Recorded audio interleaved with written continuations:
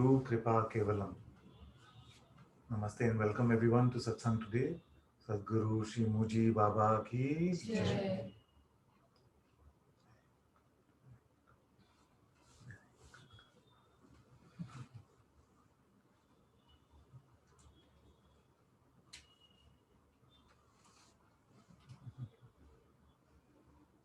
Before we get into the questions and answers, maybe some words can be shared from here. It's helpful because otherwise I get into that context and then we have to respond from that context. The mic, thank you. So, am I audible now? Better? Just let me know if it's not audible. Thank you. So, really, what I've been speaking of for quite some time is the simple way in which you can come to the pure recognition of yourself. You see, that is the main thing. And because it is so simple, you see, all that is needed is that all our complex ways have to be kept aside. You see? Because the discovery cannot happen if there is any complexity. You see? Now, what do I mean by complexity? If there's any trying to solve, that is complexity.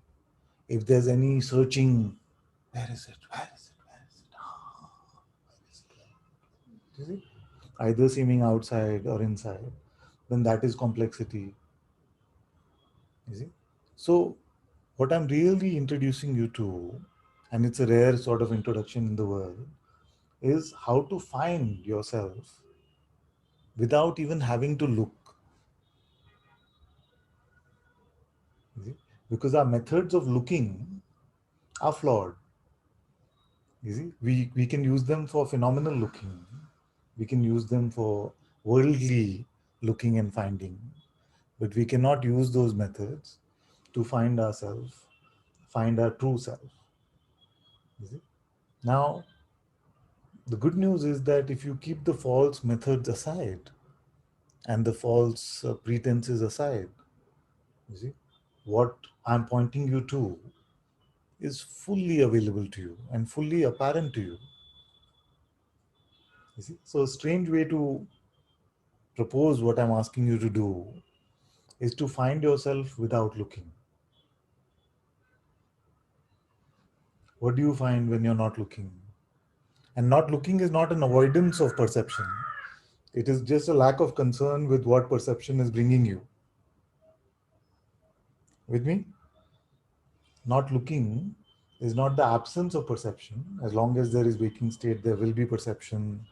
You see, even if it is perception of dark, empty space, it is still perception. So it is not an avoidance of any perception or a hankering for some perception, but a just complete lack of concern about what objective perception may be bringing to you. So without any of that, you see, with no concern about that, what is it that you are discovering without even having to look, without taking any time? What is most obvious to you?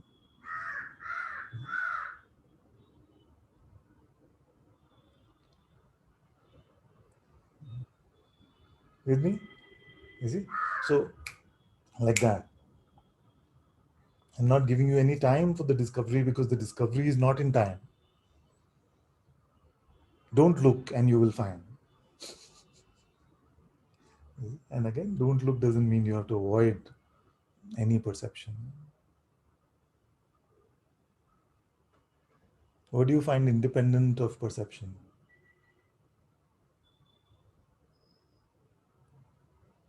Huh? Independent of perception? Yourself. So, self-discovery is as simple as that. The rest of it is all, like I say, resistance management. and desire management, which is another form of resistance. But you see, but first, if you now go to the mind to certify this for you, Ananta is saying truth is apparent without time, without space, without needing to look or find. It is apparent. Who will you go for certification of this? I am saying you are free.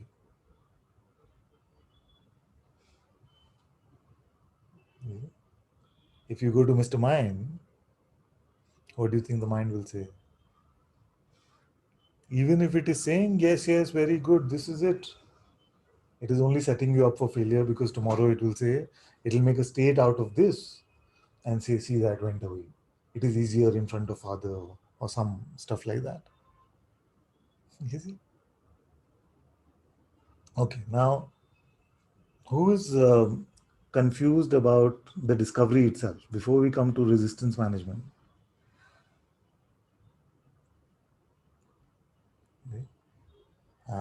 Okay, I see a hand. Dale can come.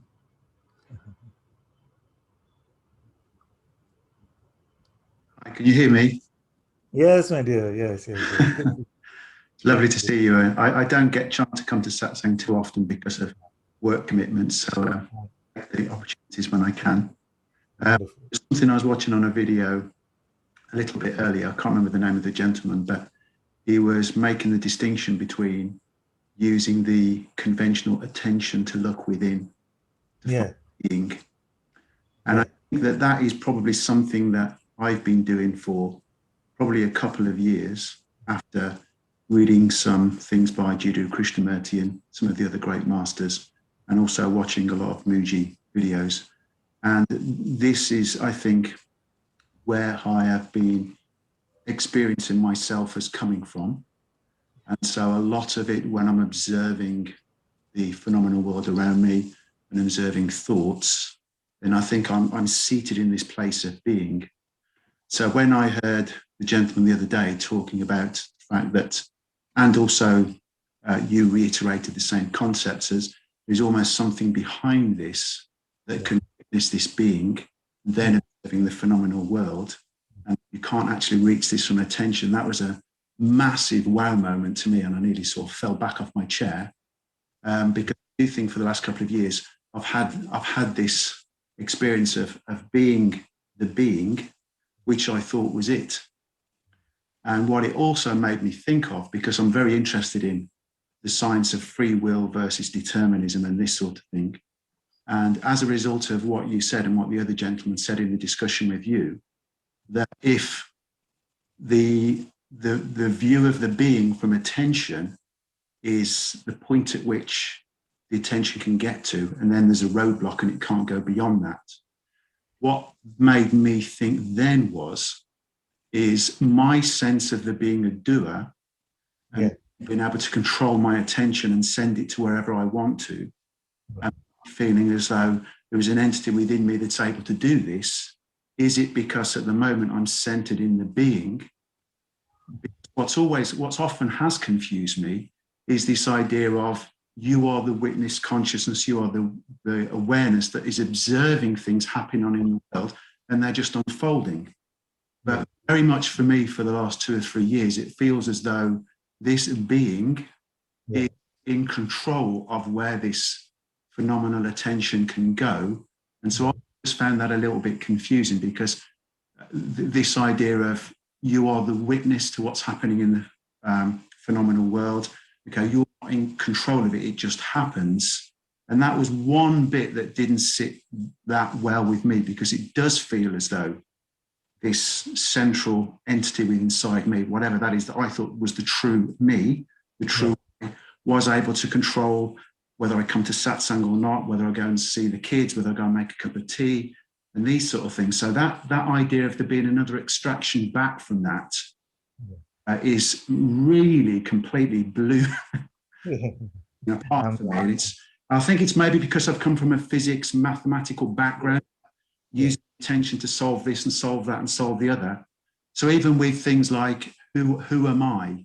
I Right. do think what I was doing was I was going in with normal, probably possibly mind-driven attention to the point where I went, there it is. I've found my true being.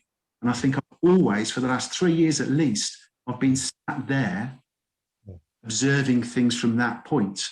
But because it's felt as though I can control what I'm consciously attending to, I couldn't then make the connection between it feels as though I'm controlling all this, but at the same time, masters like yourself say you are the witness observing this phenomenal world unfold, but you don't have control of it. You're an independent witness of it. So I think this is something that's after watching the Satsang portion a couple of days ago, where I saw this video, I thought, there we go. And at the moment, I can't. I'm not quite there yet. I need to. Something within me needs to process this idea of there being a deeper space from within which to even witness the being itself. And I very much like what you said, that don't feel as though this being that I've been sat in is somehow inferior from the Yeah. actual true, um, reality behind that. So I'd like to hear your comments on that, if Yeah. that's okay. Thank you. I have to say, I really enjoyed what you just said. I really enjoyed what you just said um, because it's full of a lot of integrity and honesty, and also that um, you heard me very well in that highlight video, and what I really enjoyed is that when we start speaking like this, it is usually when the mind starts to starts to confuse us. And so many, I've been saying this stuff for years, but you see, not many have actually heard it in the way you've already heard it. So that is already very good. You see, so this is an exploration which is very close to my heart, and I'm very happy to have a conversation about this together with you. So when I say, for example, I don't know if you've heard me say like that. When I say, can you stop being? You see, can you try to stop being? What becomes apparent? What becomes clear? Um, no, for me, Yes. I feel as though I'm so deep seated in this concept of a being. But Yeah. what is interesting about it, and again, the other gentleman did touch on this a little bit, that it does feel as though there's some phenomenological thing that is almost tangible. So almost like when I'm trying to say, when I'm trying to investigate, can I stop being? It's Yeah. almost as though there is some sort of blank slate from which I can perceive. There is Yeah. perceiving on. So you don't necessarily you can't really make a visual representation of it, but it is something that I feel, like I said, when we Yeah. talk about the attention can actually reach this point, it's at the boundary of what the attention is able to do. It does feel as though it can almost really sense something from normal attention. And but so yeah, I don't think that can ever go anywhere. Yeah. And it's actually given me a lot of it's helped a lot in observing thoughts and things at work that used to sometimes stress me out when you've got deadlines and this and that and the other. So actually, over the last few years, being able to view everything from this point has been great in helping everything and stress related things and things that probably used to wind me up in the past that don't now. And certain individuals that used to have personalities that would maybe wind me up in the past don't anymore, because just being and observing things from that Yeah. standpoint enables me to watch everything in the outside world pass me by, and thoughts and the rest of it. And it's fantastic. But I thought that's what there was. And I remember when you concluded your satsang portion the other day, you sort of said, in many spiritual practices, this is it, Yeah. to the point of the being, and that's it. If you got that, that's brilliant. And yeah, it was really. And I thought, well, that was enough. But that, like I said, that was a massive wow moment when it was, well, there is actually something Yeah. more abstracted from that. Um, Very good. Very good. So even even innocently, all of us can. Okay, I'm going to mute everyone again, and Dale, I'll have to unmute you again. Just give me a minute.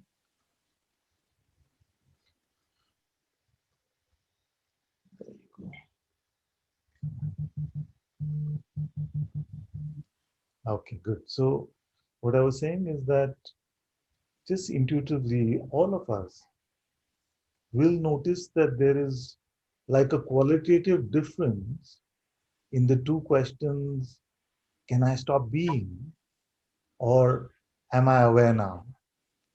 You see? Because I'm even aware that I can't stop being. You see? I'm even aware that I can't stop being.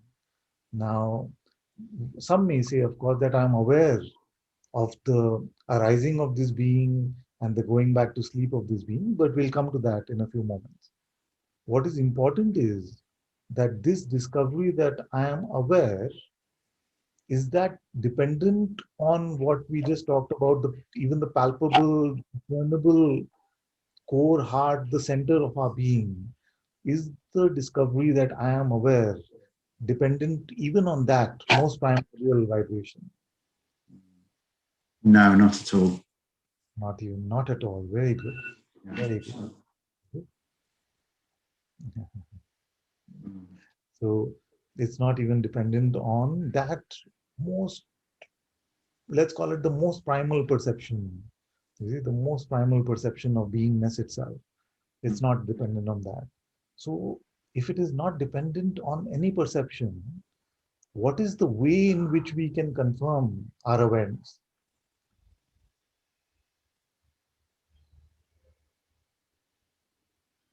It's almost just got to be acceptance of it, because I even as we're having this discussion here, I can still sense that my conventional attention is trying to clutch at straws and try and Yeah, find something beyond the being. yeah, yeah, Absolutely can't, and yeah, almost it completely gives up.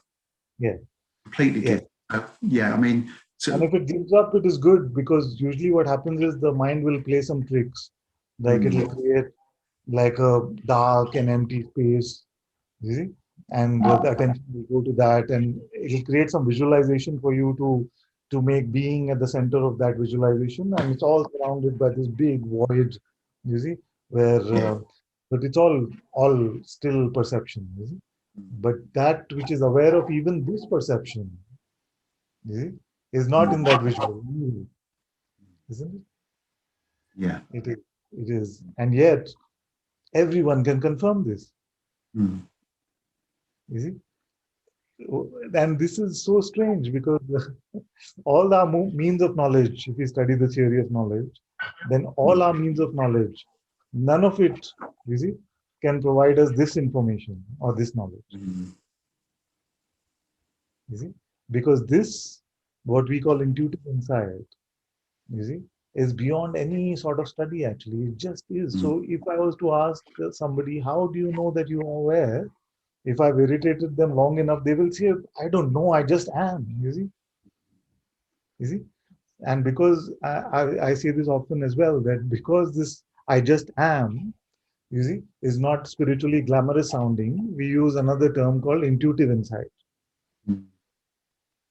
But Fascinating. that intuitive insight is not graspable in any way. Like it is, the terms intuitive and insight do not actually end up defining it. You see, do not actually end up telling us how we know of our awareness. Mm, You see, this is yeah, this is very beautiful in that way. it's very deep. Do you mind if I ask one more question? No, my dear, I don't mind it. Yes, it's that let's say a master suggests and comes up with a sentence. It's important you come to satsang, or, you know, but who is the you that the master is talking to? Yeah, Is it the being? Because it feels as though almost like the being is the chauffeur that can drive the body. I mean, because even when I can be of a very, very calm mind. So it's certainly not any behaviors or actions aren't, doesn't feel like it's driven from some ego that's got some sort of purpose or axe to grind. It does feel as though there's something very pure and intrinsic that is choosing to do this, do that, do the other. So when a sort of master suggests come to satsang on such and such, which is the you that the master is talking to? Is it Is it the being who is the chauffeur that drives the body and the mind, and obviously the witness as well? Or can can normal perception through, say, the eyes or through the ears, has that got like a route to get deep into the actual witness, or is it going via the being? And that sort of thing as well. I understand. I understand. It's a good question. So maybe I can paint a picture for you, and in that picture, the answer will come. So suppose that right now, we can turn this on, and we can just take it off.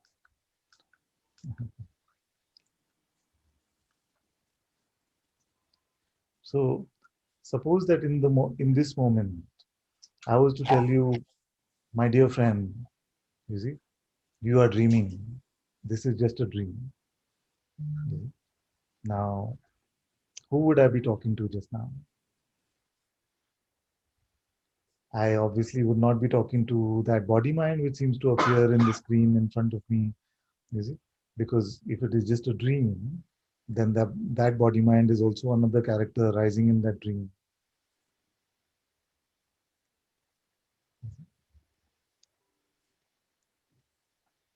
You see. So all of satsang is actually just actually it's not a multiple choice question at all. It is just only consciousness or being is the manifest aspect of the self is playing this here-ness or this game of existence. And within that game, consciousness is speaking to itself, whether that environment is satsang or not satsang. But it's only in satsang that it's speaking to itself as consciousness so obviously, Yeah. as beingness so obvious. You see? Now, in which way uh, would you hear the pointing that this is all just a dream? You see, would it be through the eyes and ears of the character? Yeah. It only apparently seems that way. But consciousness is just conscious of whatever it is projecting on its own screen by itself. And in a way, this answers the whole debate about free will or the will of consciousness. Because if there was free will, then who would it belong to? Hmm. If we have not found the the objective entity which could have free will. You see, in fact, we found the opposite, that there is no such objective entity. Hmm. Then who are we saying that free will could belong to? It cannot. No? Yeah. Yeah. Yeah. Thank you so much. So welcome, my dear. That was fantastic. I will watch this back again at some point. Welcome to watching. Yes. Mm. And you're Thank you welcome very to much. come. Right. Thank you. Thank you. Very good. Very good.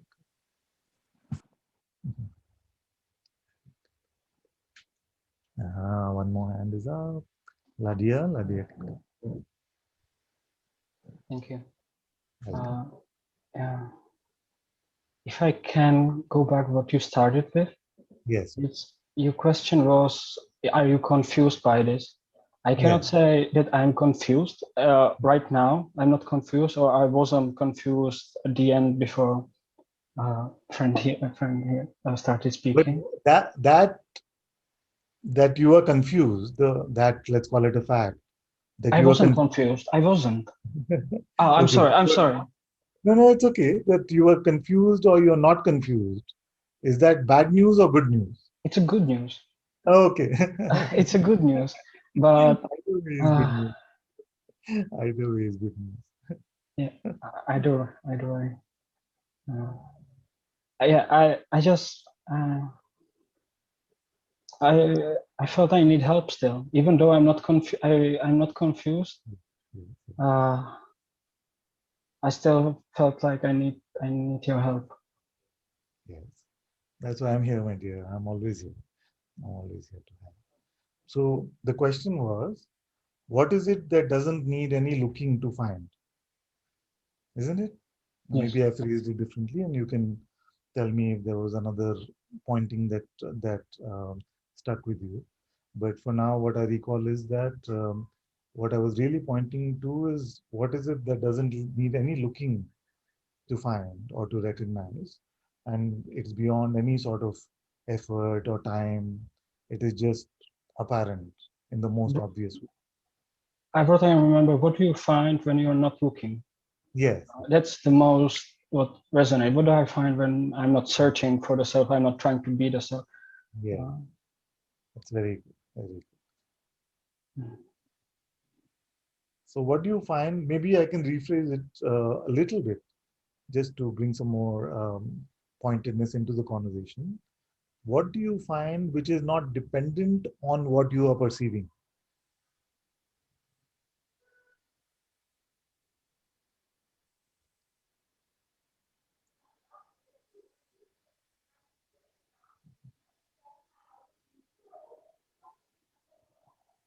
Is there anything that, quote unquote, you know without it being dependent on your perceptions?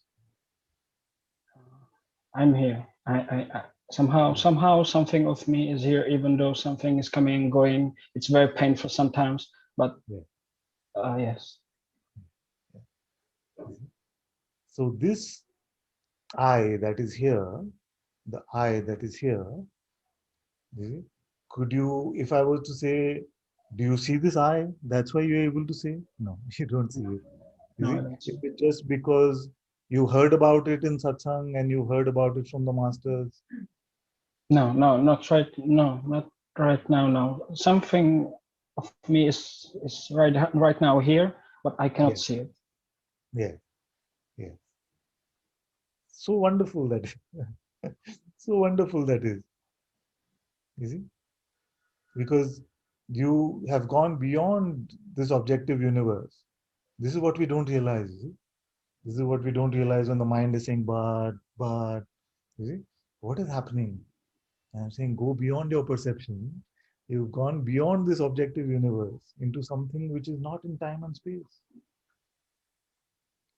You find yourself there, but not there as in a spatial way. You see, it's so pristine. It's so beautiful. You see? You see? Mm. The problem is, if there is a problem at all, the only problem is what can the me do with it? What can a wave do with the whole ocean?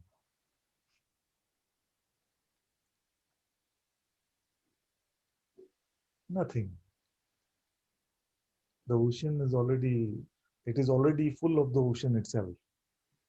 There's nothing more for the wave to get. It may have judgments about itself in terms of if there's high tide or low tide, or if there's a storm, or if it's serene. You see, the wave may judge itself and say, this is very nice, it's so peaceful. Then tomorrow it starts shaking, you see, because the ocean is moving. You see, and says, this is, I must be doing something wrong. So all this fallacy is kept aside, you see.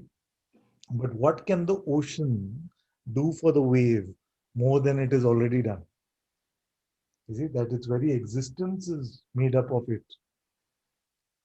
What more could we want? You see?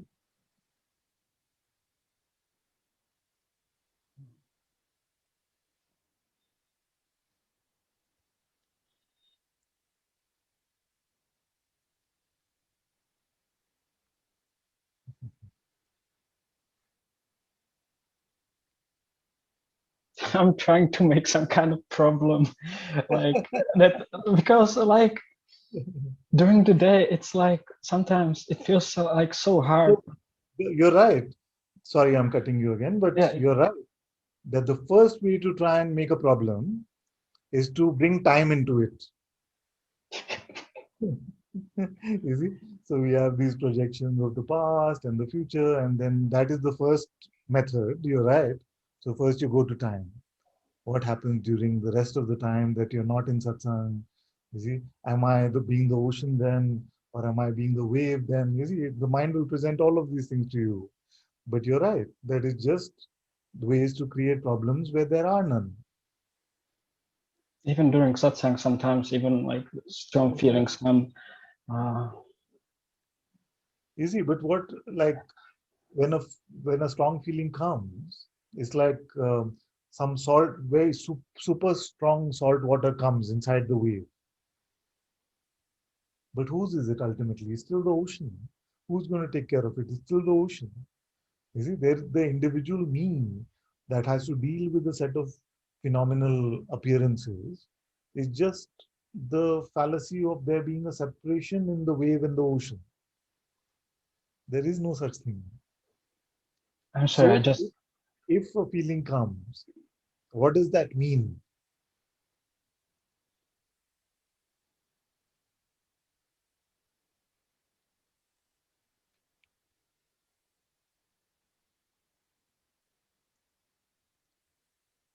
right now nothing. Very good. And this is my tip. You see, this is my tip, that everything that appears, you see, is when it is met in pure openness and emptiness. Neither does it mean anything, nor is it meaningless.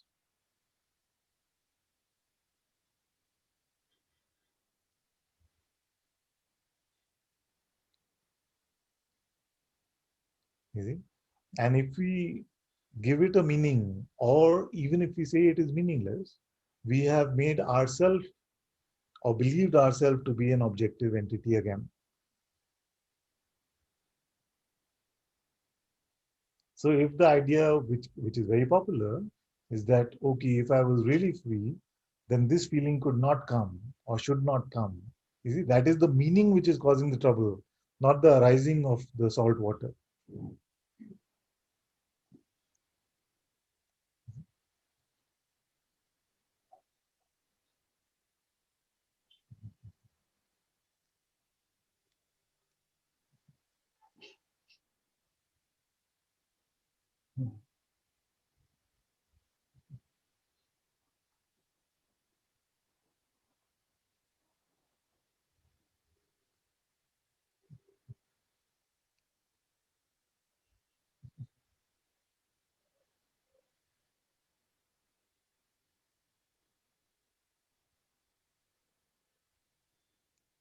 And that is why, in a way, my only, and we are going to come to this in a moment, but this is a good way to get there, is that I'm making the discovery very straightforward for all of you. You see, the discovery is becoming very simple. You see, now, like I said, the only seeming trouble is the managing the but and managing the desire. Where is my bliss? Why do these feelings come? You see, all of this stuff, you see, which is basically resistance management, desire management, these things. And for that, you see, simplest is just stay open and empty. Let it all come and go. Just stay open and empty.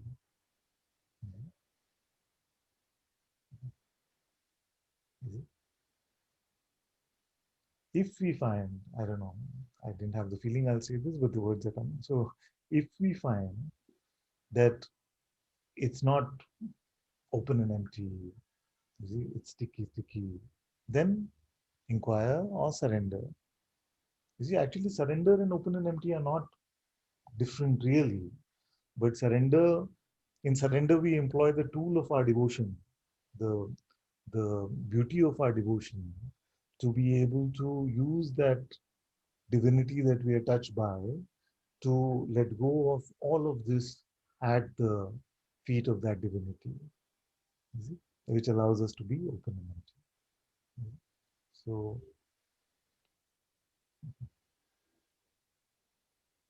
so all of resistance management is open and empty.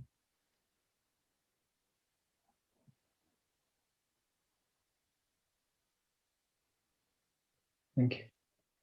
Oh, very good, very good.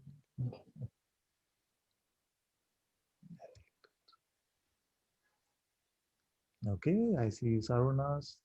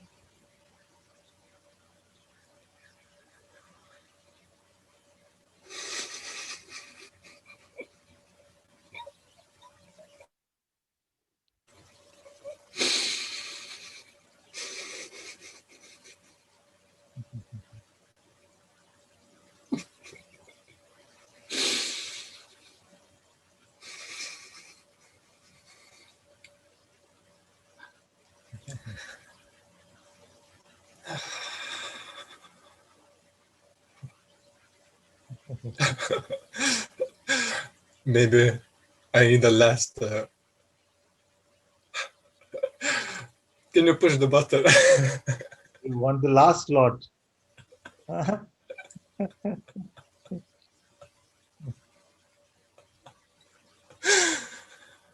Right, because the others who are waiting in line will feel like, what is this boy doing? Huh?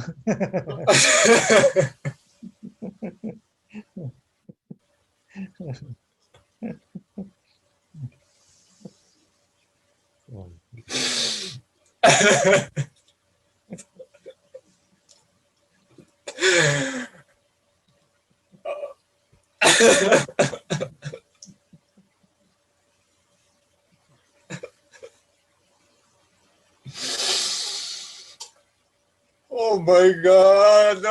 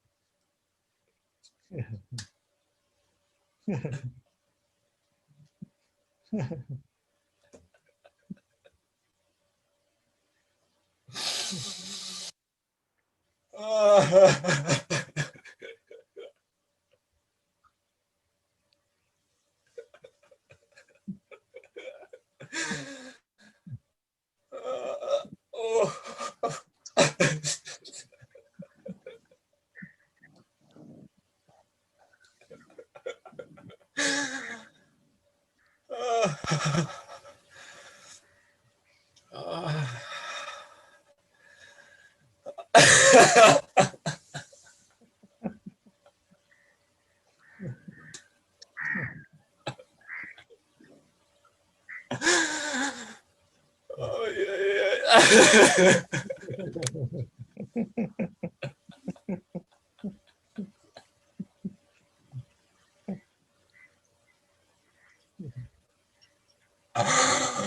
Oh. I'm sorry. It's very good. It's very good. This both laughing and crying and neither laughing nor crying thing is very beautiful.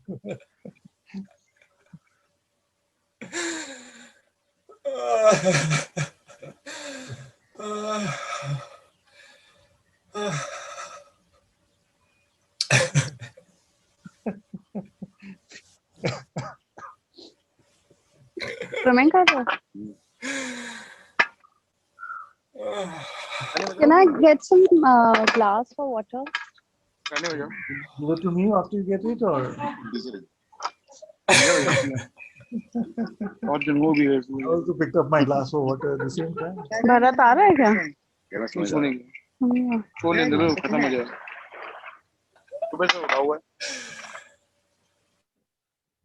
Okay, my dear. You can unmute again so you can come back to you. But it's so funny, she asked for a glass of water just the same time I picked her.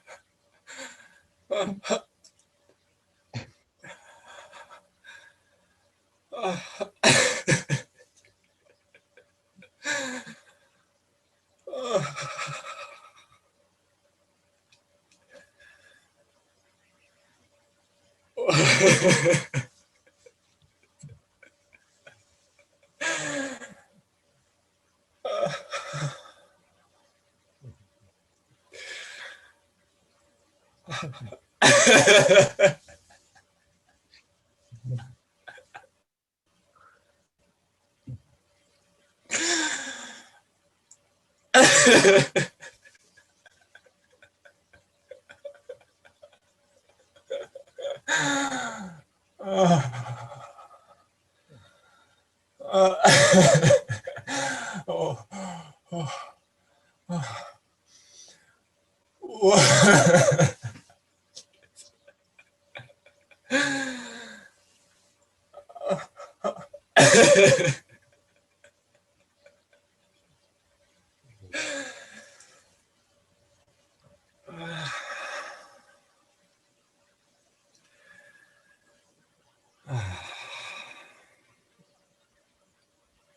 new ones will, of course, wonder whether they've come to a laughter yoga class. What's going on? This is what grace looks like.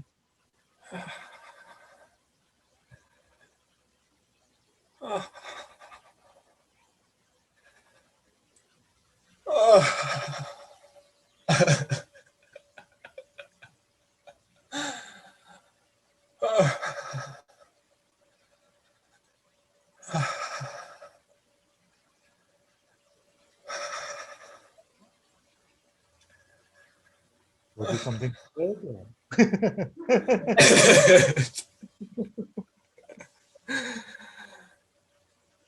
Oh, my beloved Guruji.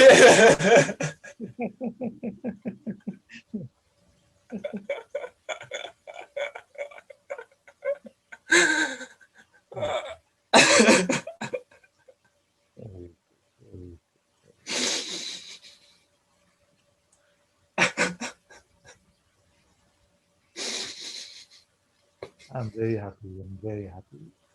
Very happy.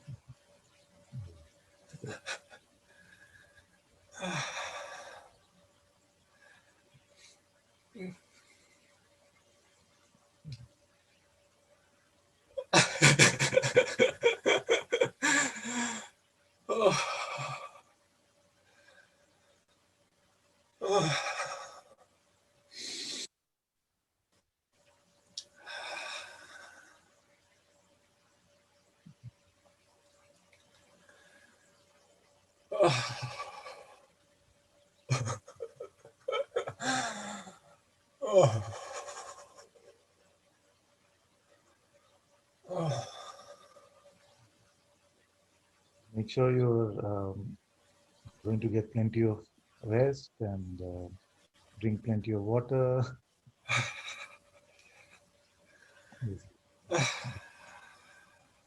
And we'll check in once more once before we close today. Yeah? Very, very, very.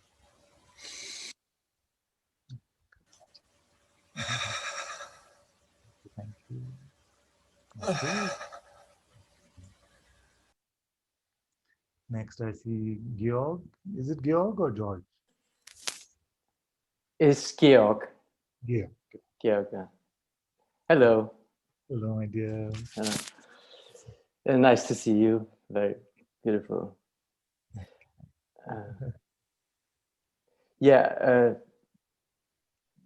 Back now to where we started.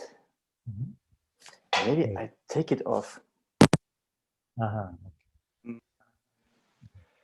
You can hear me? Yeah, I can hear you. You can hear me? Yes, my dear. Actually, when I look, not looking or letting go, it is all the same. Yeah. This is to leave everything until you can't leave. So, I mean, I don't have to do anything for that. This is just here. It is always, it doesn't matter how I feel or I feel. I don't know. Actually, I'm confused about the I. Because there is good feelings, bad feelings. And now maybe it's the point where I have to offer up some arrogance or pride. I want to offer that up to leave that because I know that's going in my way and it can play very strongly. And it's very painful actually. And it's, yeah. And also about this, I think now I thought, wow, I'm so clever to find that, you know, this is the pride place, yes. Because it's actually really, I mean, everybody, we all are are this. We have no choice. It's like choicelessly we have this. Yeah. But one doubt sometimes comes, or not now I'm talking to you actually, but I tell you, this is so stable that even a world war doesn't matter to it. Yeah. Yeah. No Hitler, no whatever is destruction, no this destruction of the planet, what is in my view horrible. So, and now my view sounds funny, but yeah, but it doesn't matter Yeah. Yeah. for this. So it seems so, for the mind, so impersonal that you really, it's like that you it's hard to say that I am that. Yeah. Yes. Yes. But is it important to say? No, See? I mean, it just is. I mean, yeah, and it's truly, and it is necessarily during sleeping, waking, Mm. dreaming. Mm. If I think about it or not, if I meditate or not, Yeah. it doesn't. I'm sorry for the words. It doesn't care. Yeah. It doesn't mind. Yeah. Exactly. Yeah, but I didn't change at all. I feel. So the bit of diffidence I see there is this thing uh, that when we refer to it as a it, is that it in any way different from you? Is there a I that you are and it is an it, or it is you?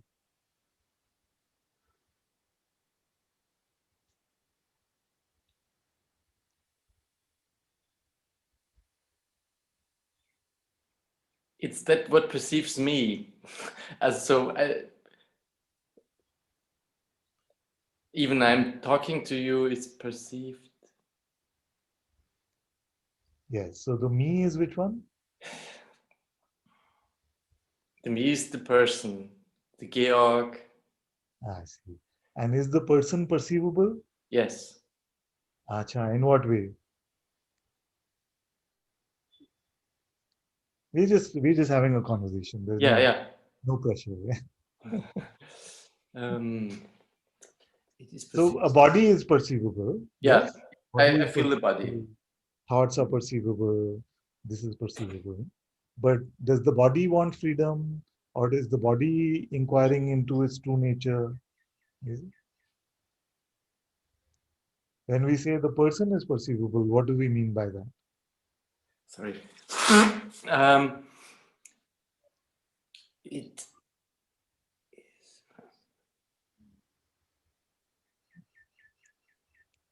it's like a way of thinking.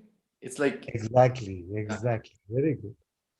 It's just like a way of thinking. yeah. But there is no objective perceivable person or ego. You see? If there was an objective person or ego, then we would just get a surgeon, get that object outside our body and throw it away, finish. Yeah. You see, but it is not a perceivable object in that way. No, Is it? it's habits, It is very old habits. habit. It's just an idea Yeah. which we have nurtured for a long time, you see, in the play of consciousness. So, so how to be rid of an idea?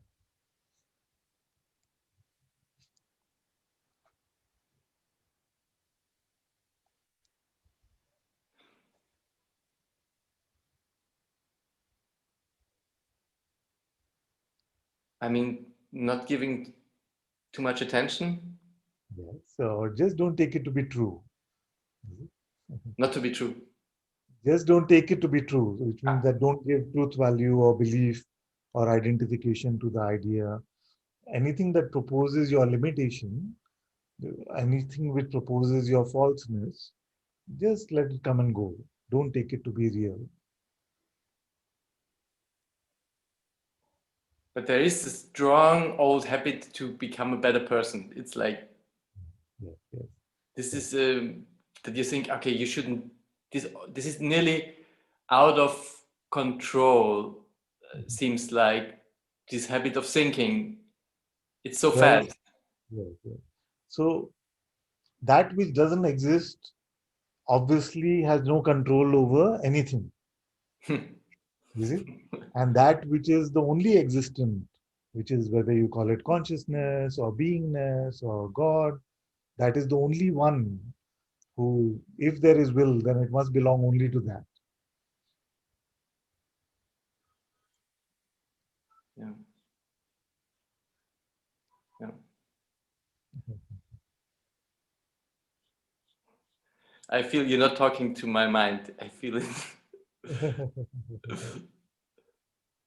You see, what we have to do with the mind sometimes is to negate it.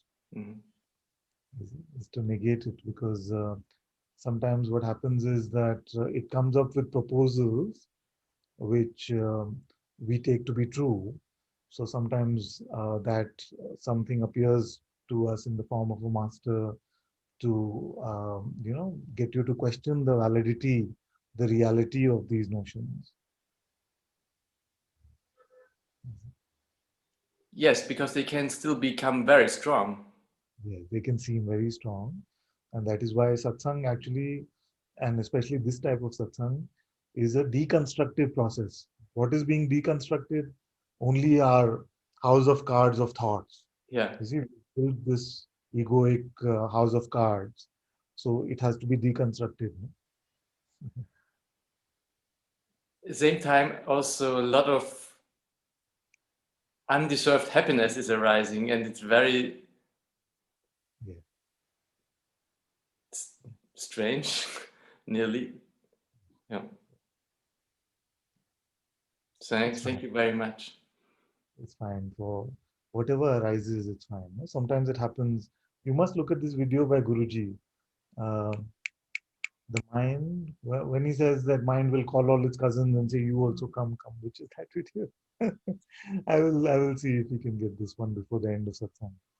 We post it here. It's very nice. It's very, Also, the bad things, the bad cousins, the mafia comes now. exactly. Yeah. It's good. Thank you. Thank you. Very good. Very good. Okay.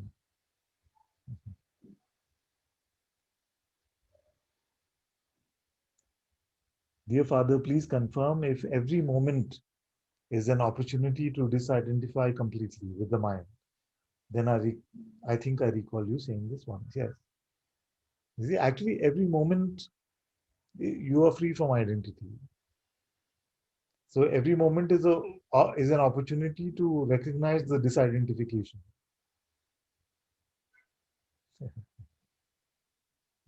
But we can say like that. We can say like that also. It's fine. Okay. Sida wants to come. Hello, Father. Hello. Hello. I was not quite sure about coming or not coming, but maybe it's good to bring this to you. And it's about not liking myself. Yeah. And yeah, this was such a feeling. It was just like it was covering my life, but it turned into like something which comes up. Let's say I just made up for now, just once a month or something, but when it comes, it's just so, too much identify. Like I truly don't like what I am, and this representation, I don't like, and this immense wanting to change it actually. And for again, example, what don't you like?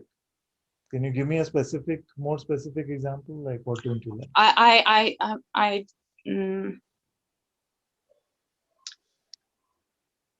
Actually, totally. But you don't like your nose, your eyes. What No, you don't? not body. It's not about body. It's Not body. about how I experience myself.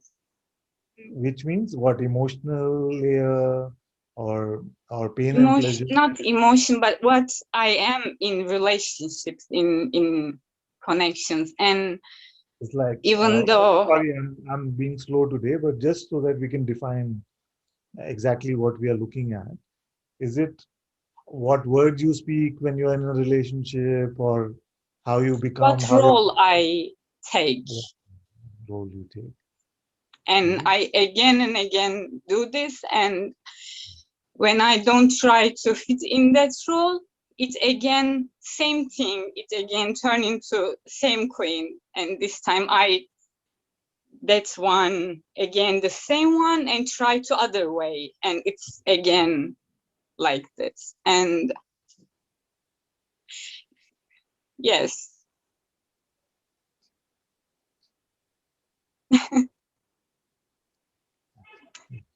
So, so you feel like you become too what, submissive, or what? What is it? What is it that? may you repeat? Yes, do you feel like you become too submissive in a relationship, or you become too strong? What is? I just want you to expose it also. It can be surrendered and not hidden behind any sort of thing. No? Yeah, because it's exposing. I was not even expecting that I will be thinking about this thing, because I try to not show it, because it's kind of a shame what Yes. I am. And it's like, I don't know, maybe I always behave like so apologetic, and always like over sweet or something, and always like I always hold back my power, and behave very weak, and I do this, and I don't know how do I do this, but I do it. And I'm glad you shared. I'm glad you shared that, because till we come to this openness, is it, till we come to this emptiness that I'm talking about, it can seem like our life gets played out through the lens of our conditioning and our belief system. You see, and in our belief system, because of sorry, conditioning. Father, can you please Yes. begin So again? I'm saying that till we come to this radical openness and emptiness, what can happen is that our life seems to be played out through the lens of conditioning and through ideas of good, bad, what we learned maybe as children or while growing up, and then later. So they seem to define a way to exist. You see, they seem to define a way to exist. And many times, till we come to this freedom, we feel like we have to conform to that way to exist. You see, then when, as we are coming to this freedom, what you will see is that existence doesn't need any help in that way. You see, it in fact is creating all of this movie moment to moment. So how this one character in the movie has to play out is completely free for it to play with. You see, so we can let go of all of these conditionings, vasanas, tendencies. You see, we just make boxes around what is good behavior, what can I say, what can't I say, what is right, what is wrong. You see, we're too much caught up in these things. And I'm glad you see that, because you just let go. And as we let go, what can happen is that for a while we feel, but how will I, how will I talk to other people? How will I respond to things? And then as you Kind of realize fear. this kind of fear comes, and then you see that actually it just happens in its own way very nicely. We don't even have to say nicely, it just happens, you see, as it is meant to. And then that whole burden of trying to exist in a certain way, you see, is gone from us. You see, that's why freedom is such a relief. It is more a relief than anything else. You see, because I don't have to be anything. I don't have to live up to some idea you have about me. You see, I don't have to conform to some notions. You see, it's just whatever shows up in the moment. It is like a living like a child. As little children, we didn't have any of this. You see, it's only after we are 2.5 years old, then we start believing some of these ideas about ourselves, and then all this play starts. You see, till then it's all just moment to moment, and it's just fine. Life is taking care of everything, and we feel like, oh, but I'll just start acting so dumb. You see, but the life force, this life itself, is the supreme intelligence, and knows exactly how everything has to move.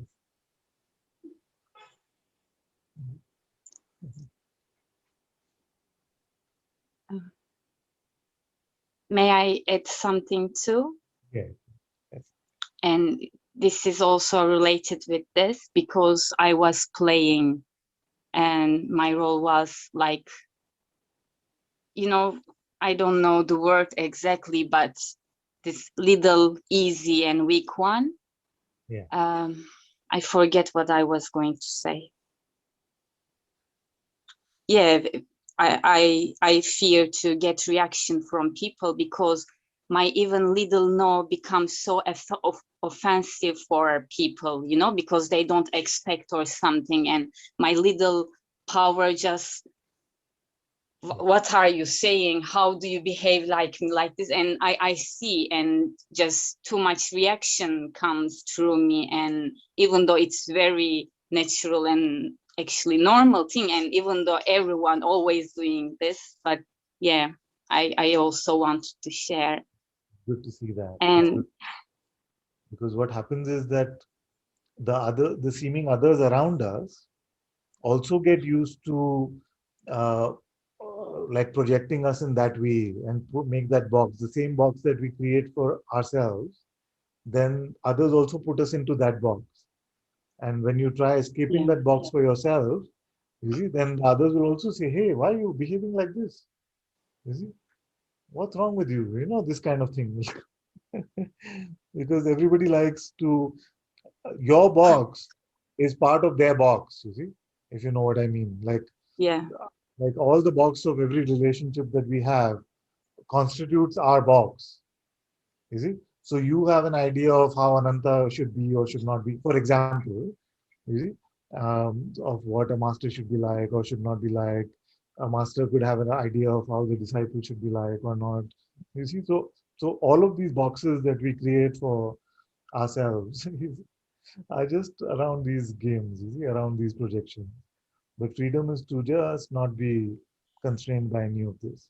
You see, which doesn't mean that you make a new box now, which is that I'm going to be rebellious and I'm going to be super ultra powerful superwoman or something, you know.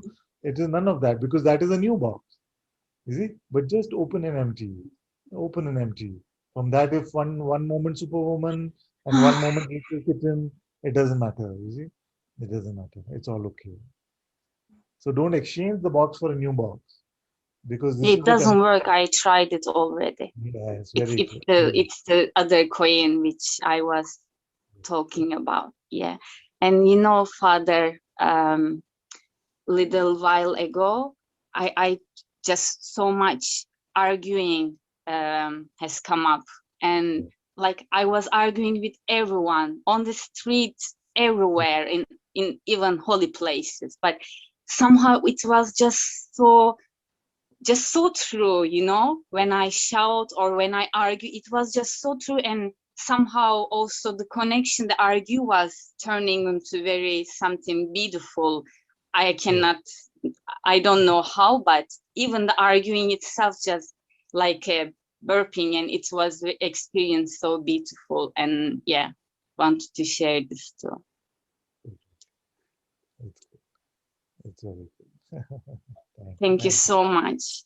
I was Thank you. not expecting this. It's also become a surprise for me. So thank Mm, you. very good, my dear. Okay, I see Kevalya, Kisha, and Marine. Marine. Okay, so Kevalya first. Alina also I see. So Okay, we have a few hands up. Hello, Hello. Ananta-Ji. Hello, thank you. Nice to see you again. I didn't know if I would speak or not because I'm in a very deep physical pain. Oh, man, that's awesome. Yeah, I did the tour of Arunachala barefoot on Monday, Ah, and since then I have a lot of sciatic pain, like the calves and the hips are really, really in deep physical pain. So I wanted to your blessing, and if you have any advice how to let go. I have a strong feeling that even the physical unfolding is a lie. Even that pain is a creation in a way that is not the real. But how to go through that and just stay present of that pain and with trust that this will pass. It's not so sorry, my dear. Your connection left us for a moment, but I got what you're saying. Ah. Yes, all Yeah, my I cannot walk at all right now for the last 2 days. And I go through some emotions, and I could even forget about it in your presence. It's bringing a lot of peace and relief. But I have a feeling that a strong feeling that even the body is a creation, and even that blocking and that pain is an illusion. Deep inside, it says like that, and still it is there. very very good. So, firstly, all my blessings, all my love, and may Thank you. all that afflicts your body be fully healed by Guruji's grace, by the Master's grace. All Thank you. so all Arunachala's grace and everything that is being released in this beautiful auspicious journey that you undertook. You see, everything is being released in this way. So, so I'm happy that you undertook this pilgrimage and you walk bare feet, which is very, very beautiful and inspirational to all of us. So, very, very good. Very, very good. Um, your intuitive feeling, which is telling you that even this pain is coming and going and therefore not reality, is absolutely right. Is absolutely right that from the highest perspective, the entire play of this body mind is ultimately unreal. But my advice would be that for now, just allow yourself to remain open and accepting of everything that is showing up for you. You see, and then as this pain gets better, then we talk about that unreality or reality of it when we meet next time when you come. For now, what I want to give you advice is that uh, any pain, when it is met with openness, you see, it feels it feels easier to manage. But if it is met with any sort of resistance, and sometimes it can play with the resistance of trying to push it away because it is not real. That's why I'm not talking about that aspect yet. You see, so just in fact, there are medical studies on this where in a hospital they did a study where some patients were told to accept whatever they were experiencing fully, you see, fully, and they found that that that experience became a lot easier. It was not that the pain fully went away, but they found it easier to deal with that. Accepted pain is much more easier to handle than any sort of resistance that we make to the pain. You see, all my blessings are there. All of Bhagwan's grace and Guruji's grace is with you, and it has arisen only as a release, uh, after such a beautiful pilgrimage that you endeavored to do. So only grace will come from this, and may your body heal in a very beautiful way. So, Thank uh, you. so for now, just don't think about it. Don't even figure out whether it's real or not real. Just it's a beautiful insight that you're having, and we'll look at that for sure. But don't give that insight to the mind at all at the moment, because it will try to resist the pain using some conceptual insight. So let your insight remain intuitive and in your heart, and we will dive into it a bit when your body is feeling a little better and you have actually the space to explore that. For now, just as open a space of being as possible. You see, try to identify with the space in which all perceptions are appearing, rather than just identifying with yourself as the body. Just identify as much as you can. No forcing, just as much as is natural, with the space in which all perceptions, including the body, are being experienced. You see? Don't pull any experience closer, don't push any experience further. Just be the space in which all of this is coming and going. And the feeling in my heart is this will heal very well very soon, and then we can look at the nature of, because your other question is about the nature of reality itself. So we'll look at that a bit more closely as you have a little more space from this pain. Thank you. Very And congratulations once again for finishing this pilgrimage. Uh, I remember that I was there with Guruji when we undertook that pradakshina, and he was very, very happy once it was over. He was he told us all that we are so blessed that we've undertaken this beautiful journey with him. So, so good, so good. Thank you. Okay. Who wants to come up next? Keisha can come.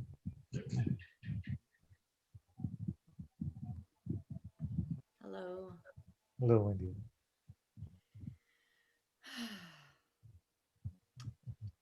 So I always feel a sense of self-judgment when there's emotion, when I talk about emotion, because I want to go past that. But today it feels like it needs to be exposed, and maybe you can help me in that. Yes, my dear, sure.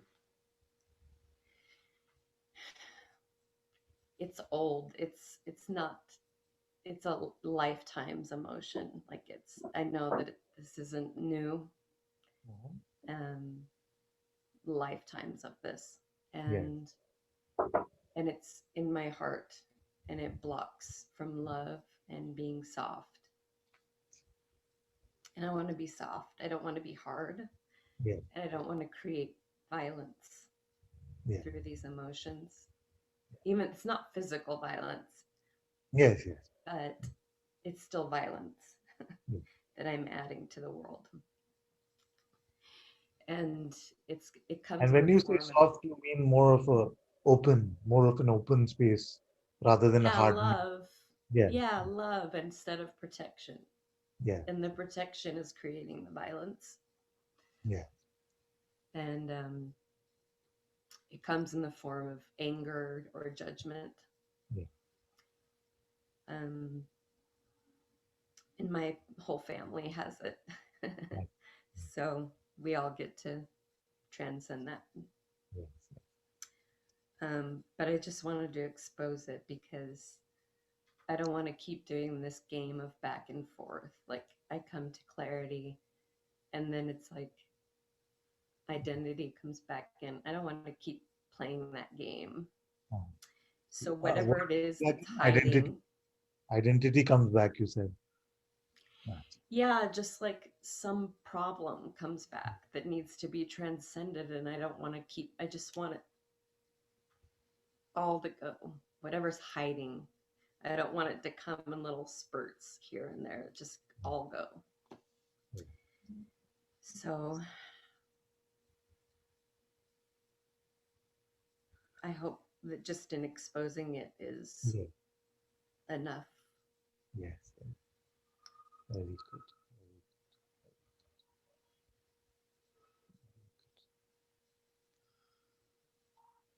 May this, which can seem so heavy, and like you say, it's been there for lifetimes, and you also said that it's like your entire family has these things. May all of it get lighter and lighter and lighter till it becomes light as a feather. You know?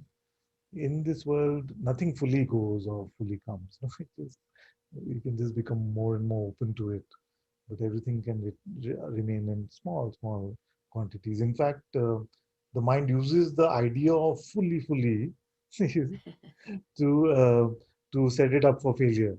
You see, because sometimes you could be fully open and empty, and things would be, then something may come and some anger may arise. You see, but if you judge yourself harshly because of that and say, "See, I lost my freedom and I want this fully gone," then it keeps us trapped in that thing.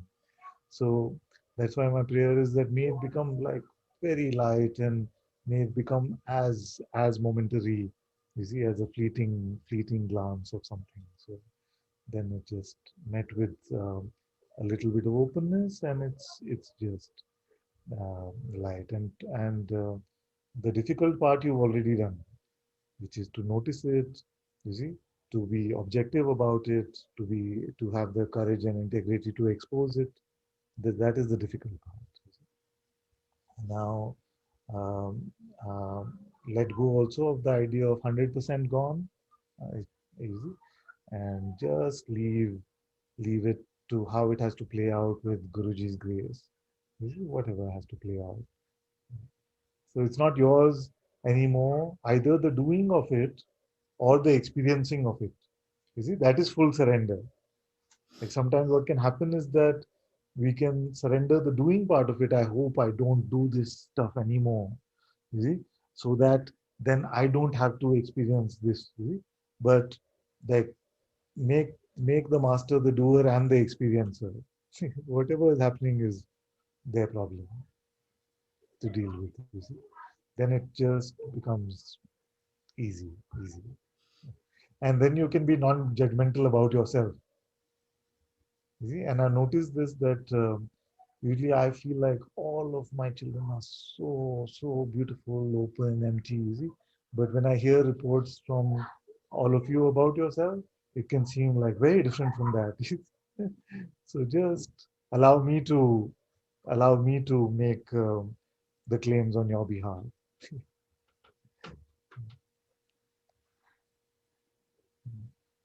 Okay.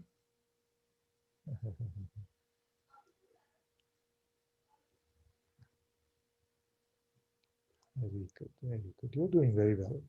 You're doing very good. Thank Thank you. you. Good, very good. Okay, Marine can come.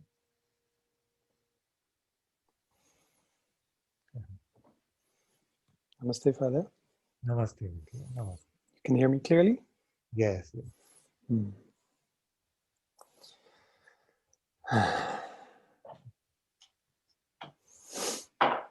Thank you for this moment of being in your presence and your darshan. It's a big, deep blessing. Thank you for that. Yeah.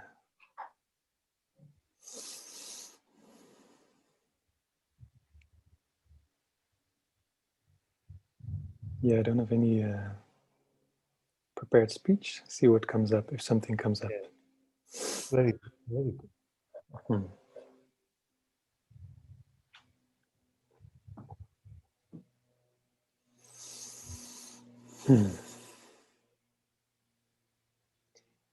Yeah, maybe I feel to share a bit about a report about what passed in my life, like past weeks.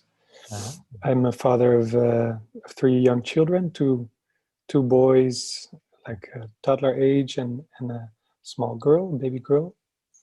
It's a beautiful journey, and satsang also every day from wake to sleep and through the night.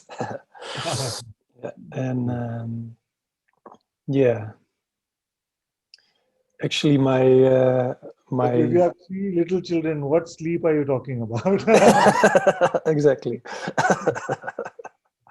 Exactly. For years now. Yeah. Strong practice. Yeah. Yes. Mm-hmm. So just a week ago, my system, my body mind really blew its fuses, I would say, like very strong. First, lots of tightness came, and then many tears, and then rage really came in the morning after another broken night and strong, challenging morning, and just the fuses popped. So it's very, lots of fire came through me. And yeah, and sitting with that and looking deeper into that, actually, I really sensed that this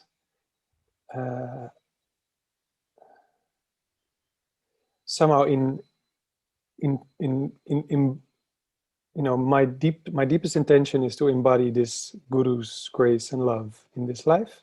This is my prayer every day, and I you know, in living this and also kind of yeah, fulfilling my father's role as much as is my capacity in this, somehow I left out myself, my own body mind, let's say, my body, my system, my own well-being, just my it was just, I just I put it aside too much.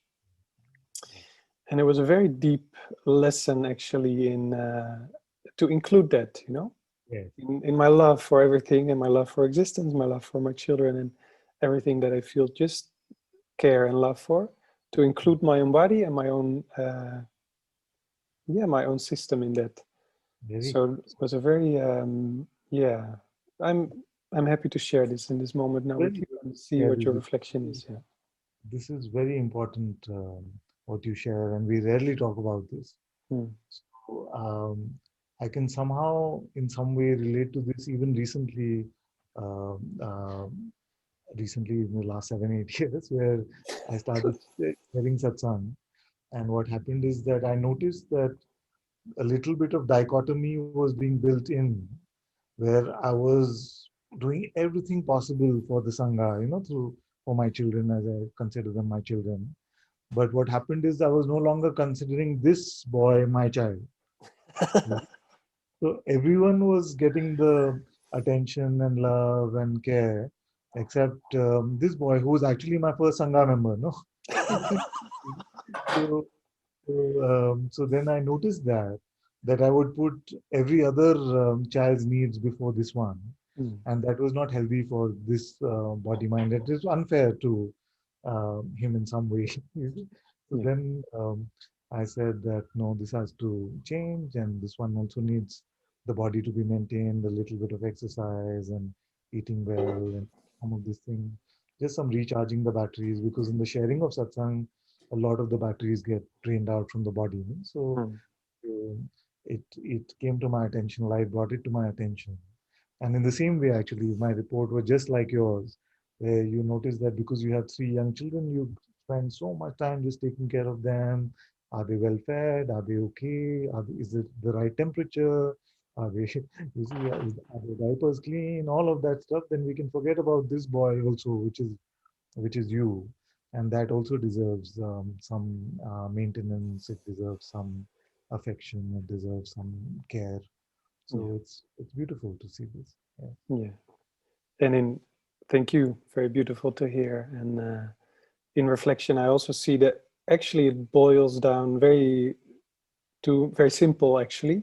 Like in this past, after this rage and kind of really zooming in on it, or I could discern where, yeah, it's still the same game in a way of really checking what my heart is, how my heart is moving me, and when something like something wants to do something in the house or with the children, but actually it's coming from a different place. So it boils down to the same thing, actually.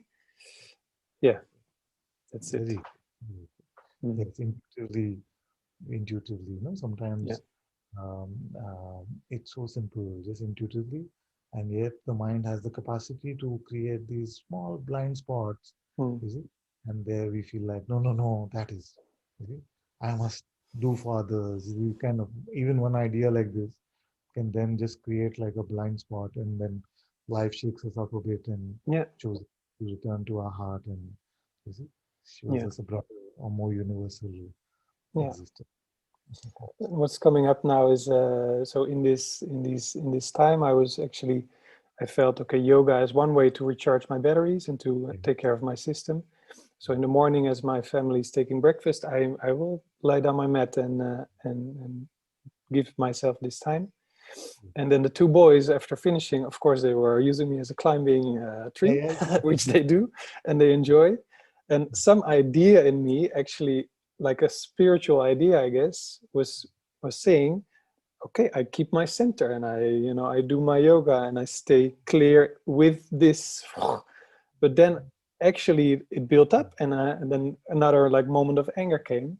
And again, I see that there's a healthy place for boundaries and for saying, for taking space and for putting boundaries, actually, in a moment like that. So so there's this formless being which I feel and which is moving everything, and at the same time there's a place for boundaries. And I see also how much the especially the boys in this age, they really, it gives them so much, and they need these clear boundaries. So it's very interesting dance in a way. Yeah. Very beautiful report. Thank you for sharing that. Thank you. Keep following your heart as you're doing. Thank you for this moment. Thank you, Father. Thank you so much. Thank you so much. Very good.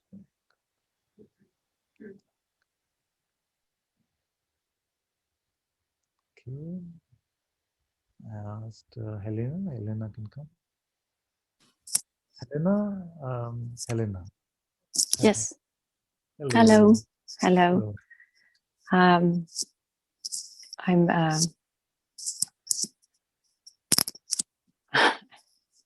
Okay, take your time. Take your time. We have all the time. Don't worry. There's much restlessness. But you look very happy today compared to the other day. You look very nice. You look very nice. Sorry. Thank you very much. Maybe you feel some restlessness and things, but you look very happy actually. Well, that's good to hear. That's good to hear. I made it a habit to watch one of Moody's satsangs every morning, and it always brings me back to the heart.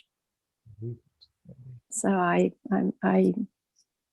that's a big change for me, where there was a lot of resistance before, and now I sense that I just like to follow satsangs during the day as much as I can, and also I feel that it's becoming more clear what he's pointing us to, and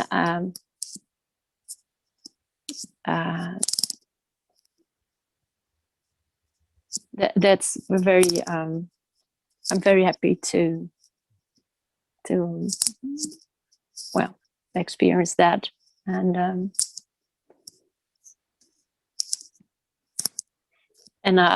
I also find it more and more easy to when some things come up in the mind, that I can use one of the sentences that you mentioned, like keep quiet, and I brings back the attention to myself, and as well as I just keep reminding myself, but I am here.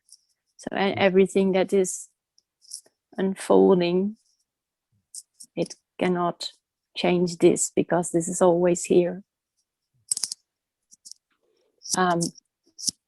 Yeah, so I'm very grateful for that. But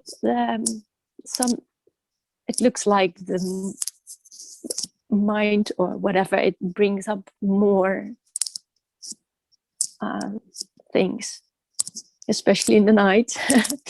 But I don't mind, because then it's quiet in the house, and then it's more easy for me to turn my attention inwards and let the mind run.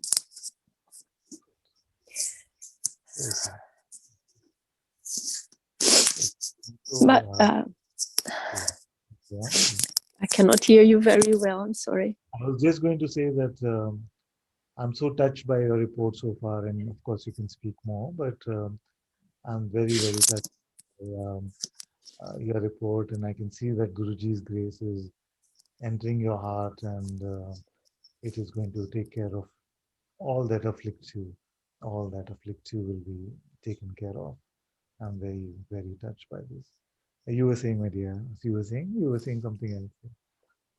Well, it's really a great, I can't express. It's more than a treasure. It's a great blessing to coming to see that.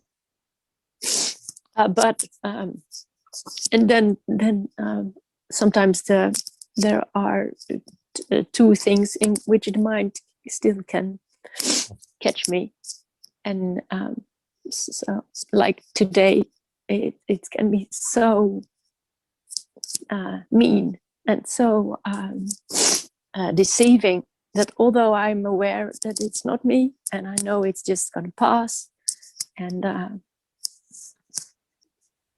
it's still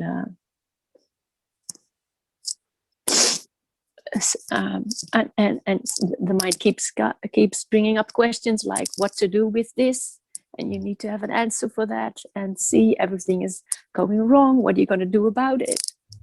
And I know that's a door in which the mind can come in, because I agree, like I should do something about it. But on the other hand, I can see that it's a suggestion of the mind, so I should not trust it.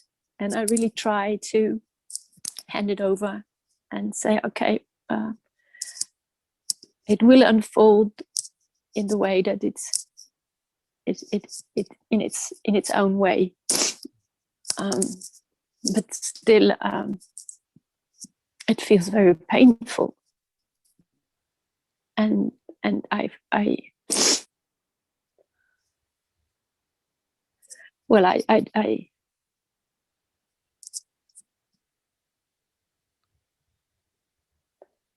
understand. I don't know what to do with that. I understand, and actually,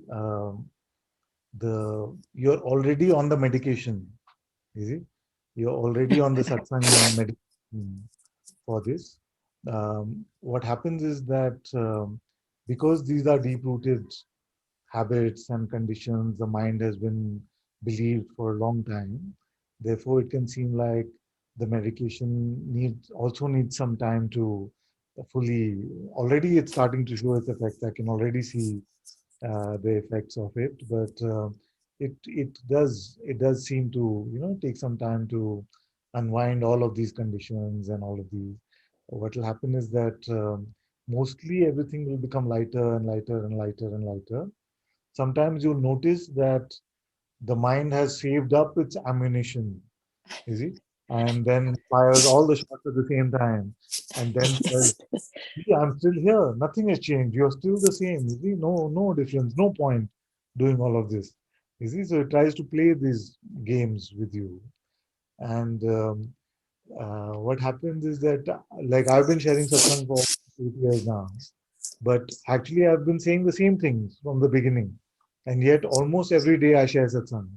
It is because although the insight is very clear, And it has also become very clear quickly that the mind is creating all this trouble, but the mind has so many sneaky ways to trick us back into belief, into identity, that the satsang, every time you hear, it helps you decondition yourself, helps you become little more open every time.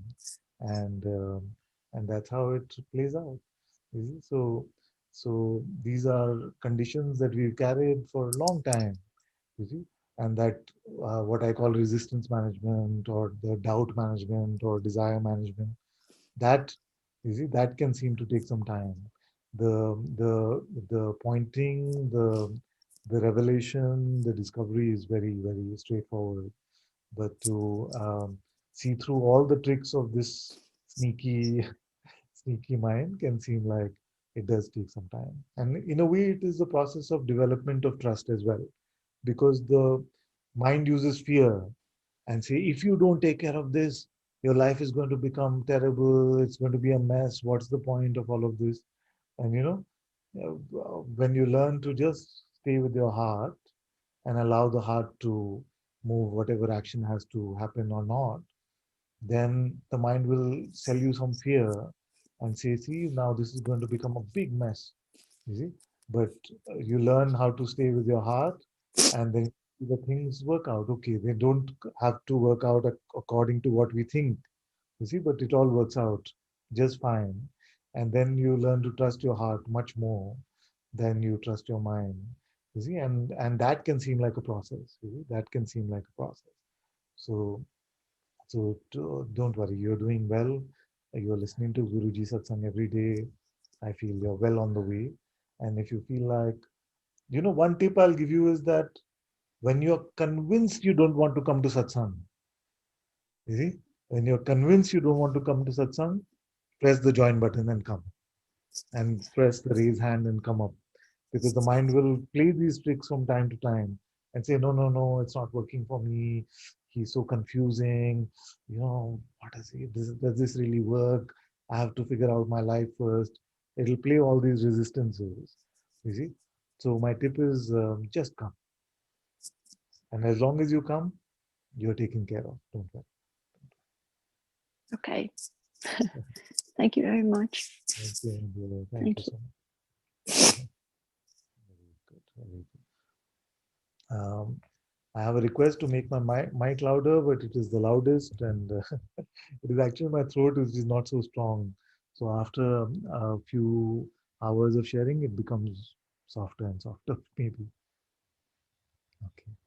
We can go to Edgar. Edgar, Hello. hello, my dear. Hello, Master. Hello. Good morning. Good. I followed the example of somebody else who just said that he didn't have a prepared speech. So Yes. I'm here, and since like 15 minutes, I was like all kinds of physical movement inside my body was taking place, and it felt so weird because uh, since this meeting started, I was Yes. pretty calm, and then Yes. when I felt it was the time to step forward and talk, I started getting very nervous, and like my voice and my heart beats faster. Like I feel very confident right now because no real obstacle in my mind is arising. Uh, what if what if maybe 2 hours, 3 hours later, this passes away. Yes. This is what comes up to my mind right now. And like right now, I can feel very confident. Like yes, Yes. I can make it to all the day, uh, Yes.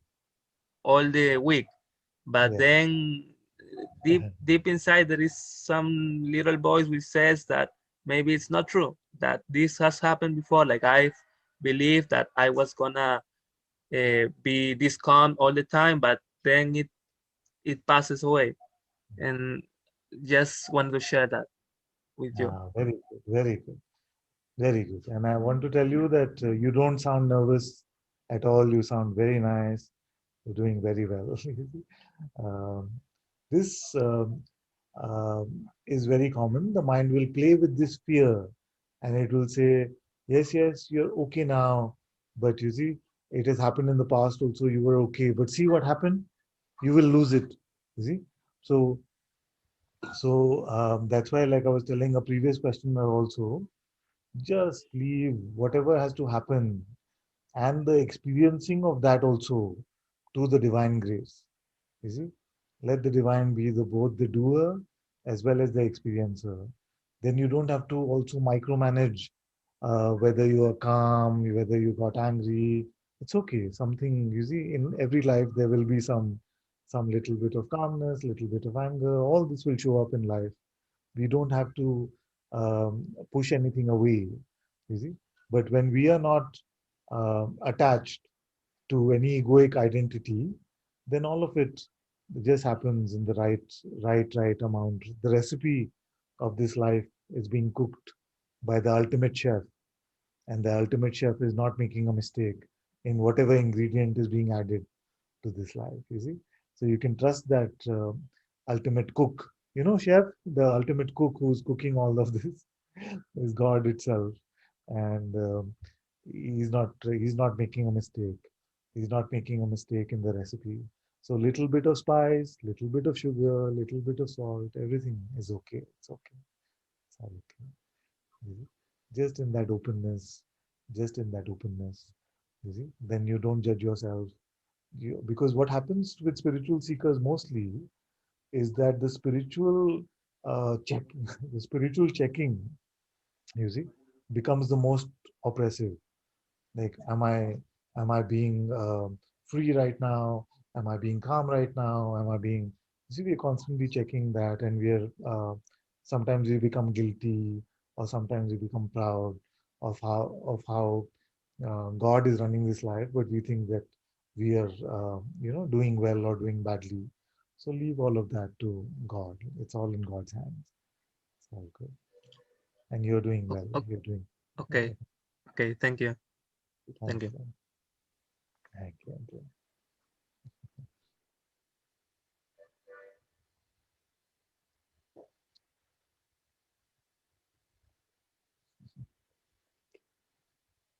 Okay, I see Mahesh, Celia, Maria, Shubha.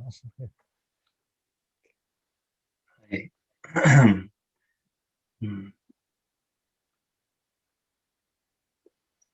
Yeah, again, I don't want to say this because it's exposing something. And Don't want to say you're going to expose something. yes, something, Okay. and there's this feeling that I don't want to do this because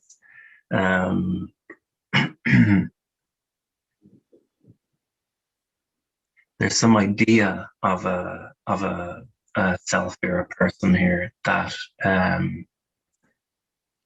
it seems like something has been cultivating it for years, polishing it and, oh yeah, making it look a certain way and oh yeah, it looks good now. And there's something that wants to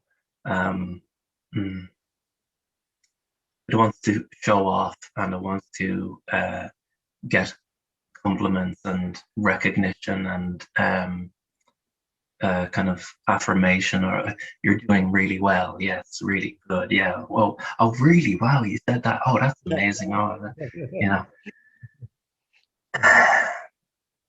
even the thought of my coming up to expose something is like, oh, look at you exposing something. Aren't you so good at exposing things because you're so humble, and it's all just this kind of ego, and yeah, the body's like shaking now with adrenaline because, as I say, there's something that really doesn't want to expose that there is this kind of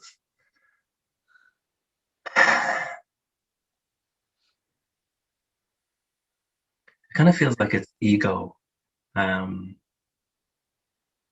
ego likes to work in the shadows, and this is bringing it to the light, and there's so much kind of nervousness. Oh no, like I've totally, you know,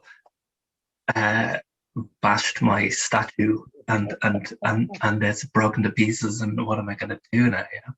Now, Yeah, what that it's so common for that to happen, because what happens is that what we are exposing about ourselves, you see, it can sound like just the worst to us, you see, but the others who are listening are just like, okay, I wonder what the next questioner has. They don't care as much. We think that they do, but yeah. they're just hearing it, and nobody is that concerned as we think they are. You see. Mm. So what happens with like this kind of thing, the secrets that we hold? I discovered Mm. this when I was younger, and I always had this feeling that sometimes when you're a kid, then you feel like you did something wrong and you want to keep it a secret. Then one day something happens, you're really relating well with your friends, and you just tell them that I'm going to tell you this, but guys, don't judge me, and make sure you don't share this and things like that. And it always used to happen that I would share it, and they would say, "What? That's it?" You see? It's just because it seems so nasty inside, but once it comes out, it just feels like okay, you see, because everybody can relate to it at some level. So it doesn't seem so bad.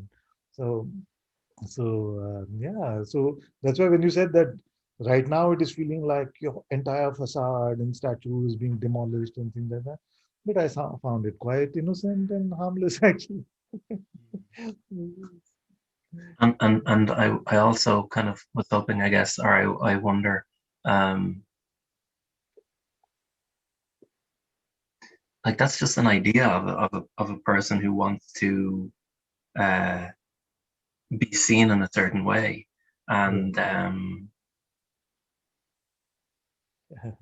Okay, so let's look at it another way, because what can happen is that uh, we learn that, and then the mind itself uses that, you see, to oppress us even further. So, and you've heard about me talking about the checker guy. No? So this checker guy can be very sneaky and say, see, now this is what is happening. Now you're exposing it, so that again, that is about you feeling special because hey, I exposed it.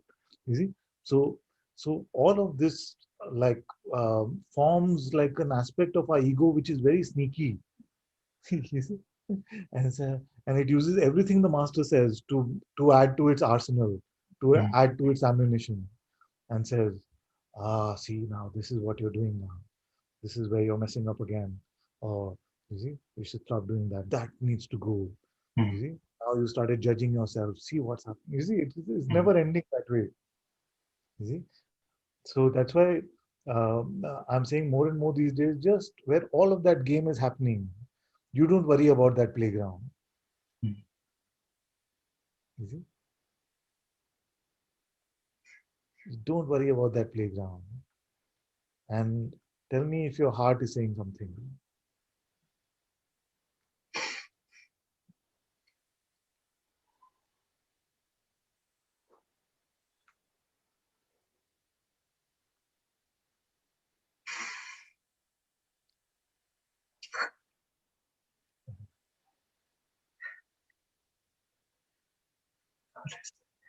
There's just a peace and a silence in the heart, and there's this.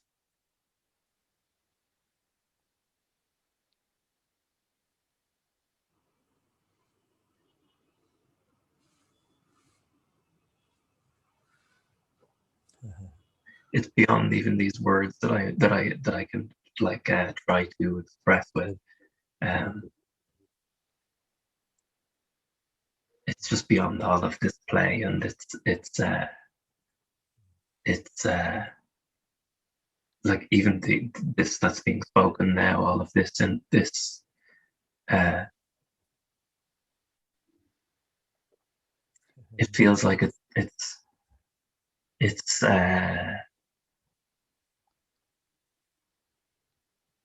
just very light. It doesn't have like any actual impact on what's the heart, uh, or whatever words whatever Yeah. word. Yeah. That's very beautiful. That's very beautiful. You see, so in that instant where we switch out of like the intellectual conundrums, you see, because the mind is always making these conundrums for us, and especially in spirituality, because it adds on whatever it's heard in satsang, whatever it's read, whatever even past insights we've come to, it makes conceptual translations and stores them in the database of the head. And then, see now this is, and it uses all of this also to beat ourselves up with. You see? So just, you see, don't play in that playground. Nothing else in existence is oppressing you. Yeah. Everything is so open, empty, clear, no trouble, except that one playground where all this stuff is happening. And even that is the play of consciousness, and we don't have to be in opposition to that, but just know that if you enter the playground, it's going to be this kind of fun.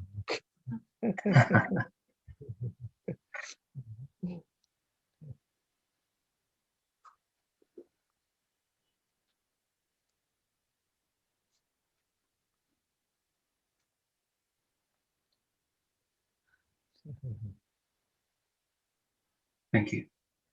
So welcome, my dear. So welcome. Very good, very good, very good. Okay, who's coming next? Can have Sylvia and Maria. Sylvia can come. Hello, can you hear me good? Yes, my dear. Yes, very well. Yes. I don't have a question. I want to thank you, and I wanted to meet you again. I saw a change, and I can see some big part of ego after I spoke with you.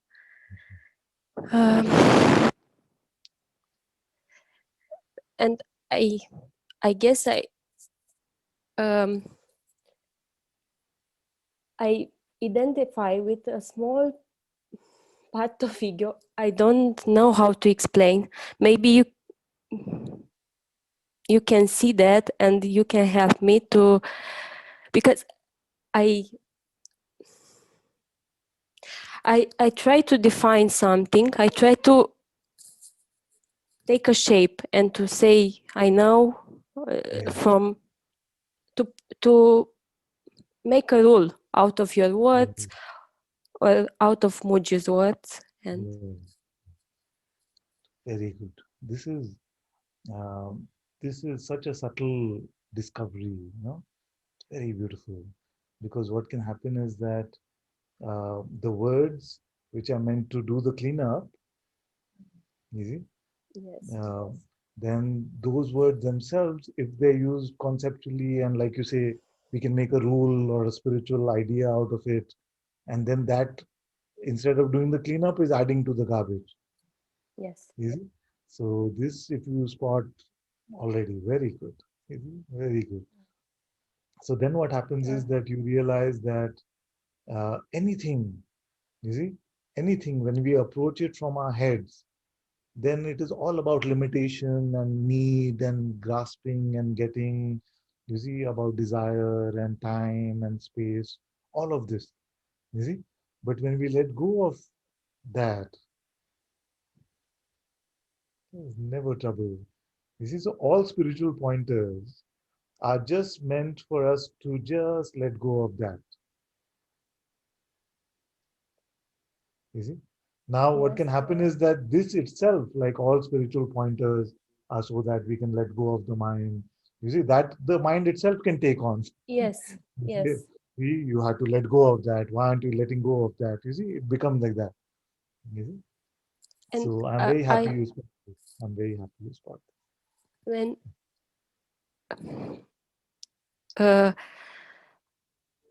okay, it's someone here who wants to let go and to catch the truth. Yeah. and I see this. Yeah. I step out, but I step out as a person somehow. I can just Yeah. So this is the thing, no? This is the thing. So that's why I say that if you step out, then you've not stepped out. yes, yes, If you are open and empty, then you're not open and empty. yes, I feel like you can meet these words because I hear what you're saying and I hear your insight. You can meet these words. You see? So that's why I say that before you hear the click, you're already out. Before the click, you're out. You see? Because if you step out, then you're not stepped out. Very good. I'm so glad we're having this conversation. You see? Because any position you take, whether be inside or step out, be in the now, be open and empty, you see, don't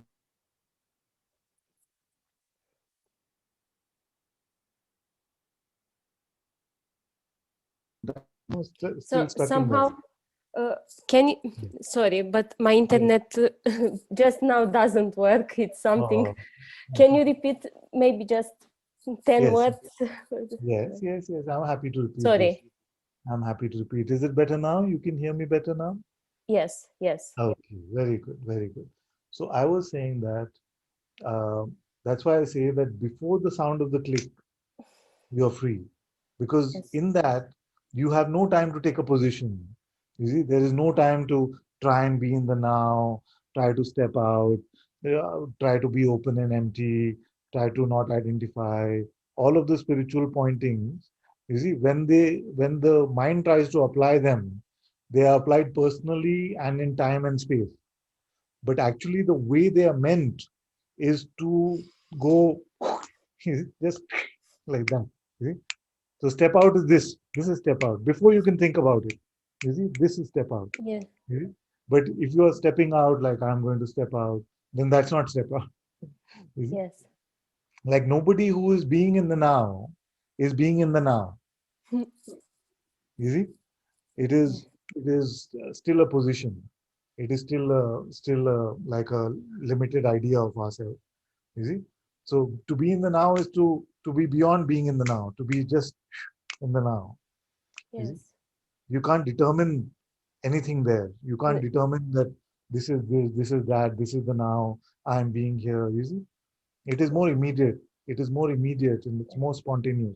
You see, but even the immediate and spontaneous, if you try to be more immediate, you can't be more immediate. Or if you try to be spontaneous, you can't be spontaneous. You Yes, see? yes, So the yes, mind makes spontaneity also into a plan.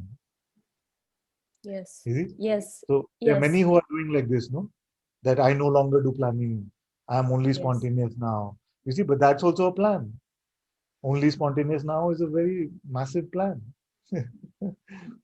You with yes, me, no? You with me, yeah. yes. You see how much I woke up with this question? I'm so excited. I'm so because this is very subtle, you see.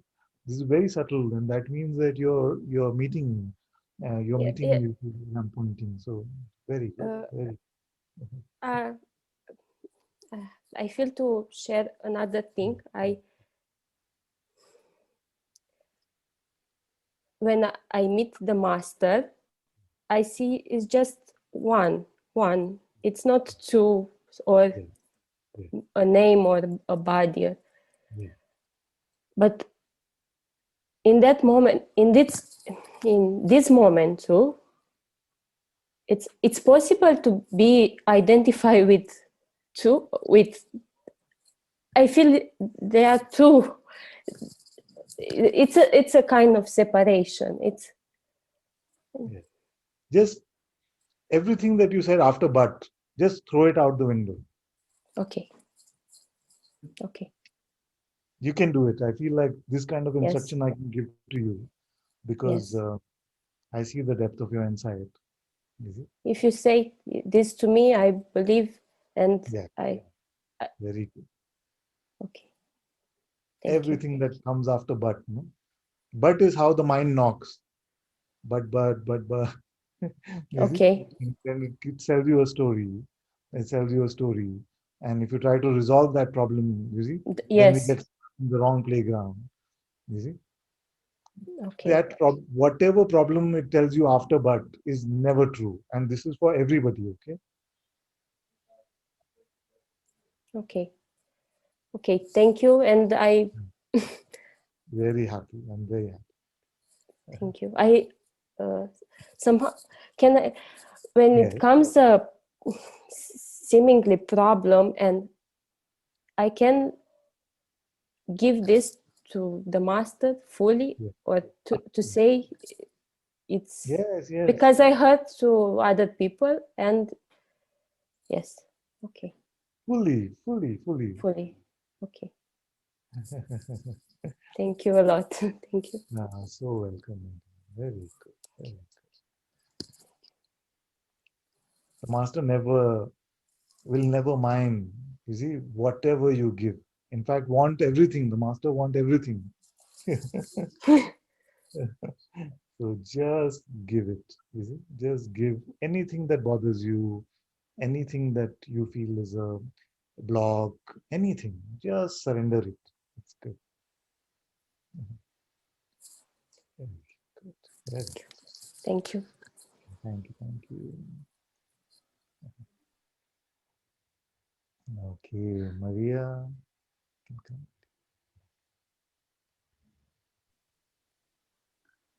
Namaste, Ananta. Okay.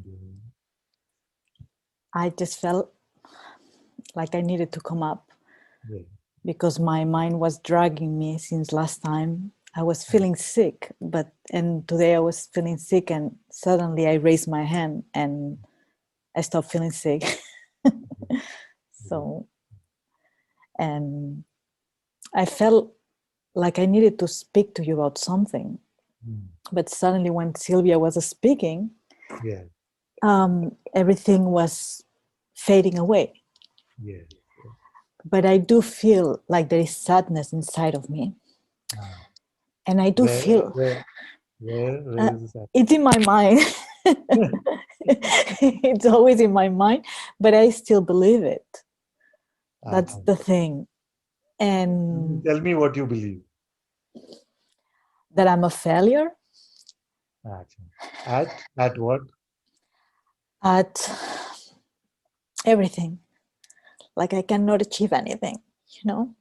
Especially what? Work, relations, emancipating from my parents. What about at being myself. what about self-discovery? Also, I'm doing a terrible job. You're failing at finding yourself?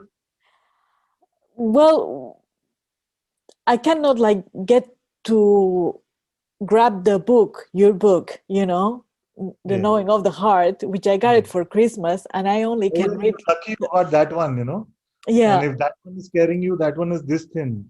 If Yeah. you got the other one, it is this thick. You see, and it's full of words. I only can get to 2 pages. That's it. Don't worry. So, and always the same 2 pages. Yeah. 2 pages is not bad. But I want to tell you something. The most important thing that I discovered we can use this life for is to come to the discovery of the self. You see, that is the most important thing we can do in this life. The rest of it always takes care of itself one way or the other. You see, even this takes care of itself. But the good news is that if it is truly in your heart to come to this self-discovery, you cannot do it wrong or fail at it. Well, is that I can have like I don't know, a massive thing in my head. Yes. And say your sentence that are you still aware? And now and I am, you know. Exactly what I'm saying. That's why to another child in the Sangha, I was saying, can you try and be wrongly right now? Do your existing wrong. Impossible. It's hard.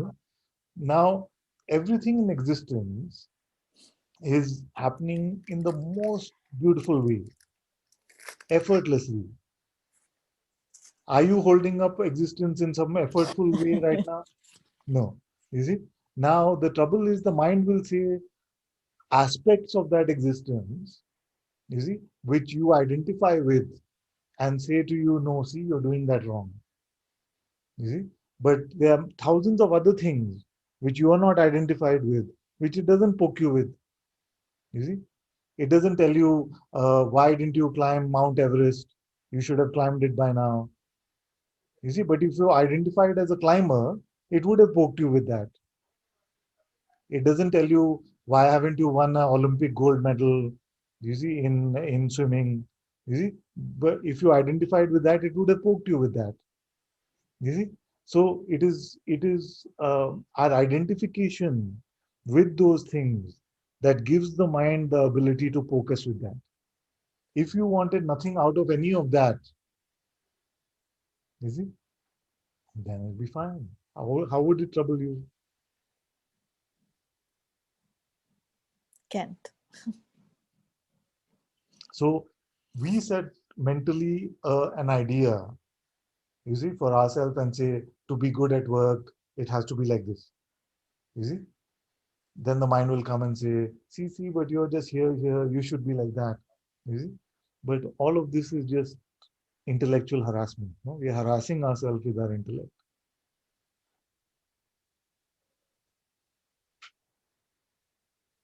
Well, I guess I have the ideal that I should be able to not to listen to the mind already, you know? Yes, but even this is the mind, you see? Because if I was to ask you, who is he talking about? It's still talking about Maria.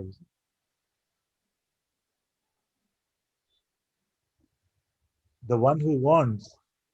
You see, whether it is about not even wanting to hear the mind, is the same story of the policeman dressing up like a thief and saying, we must catch the thief. You see? So, the thief dressing up as the policeman, pretending to catch the thief. I think we've gone on too long.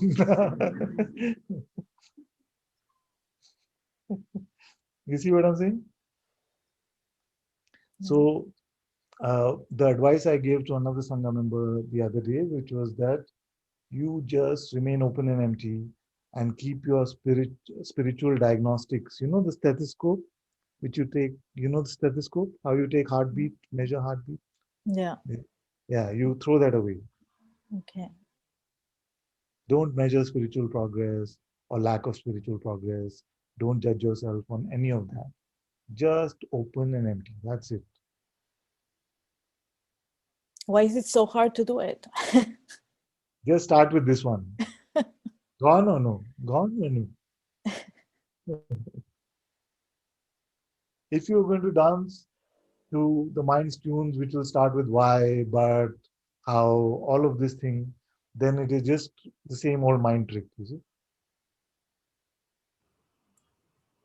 If the master is telling you you can do it, and the mind is saying, no, I don't feel like you can do it. Why is it so hard for you? You see, whose voice are you going to trust?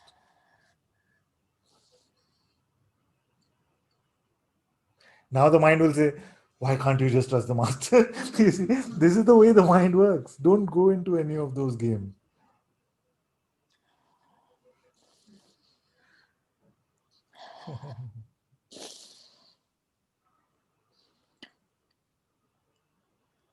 Just banish but and why from your dictionary. You see, these are the two most troublesome words ever. Father, I feel like I need to expose something, Yes. you know, whether if it's in my mind, but for 20 years, I had like a lot of like suicidal thoughts, like strong. I had a big depression. Guruji pulled me out of the bed. I had nothing to do. Like he just like pulled me out. Satsang, he was in Rishikesh. I was here. He woke me up. And every time I was here and that's it. But throughout the 2 past years, I started getting sick and I didn't know what it was. And it was like a mild hypothyroid. And I was struggling, you know, and I was cranky sometimes because and my head was really hurting me.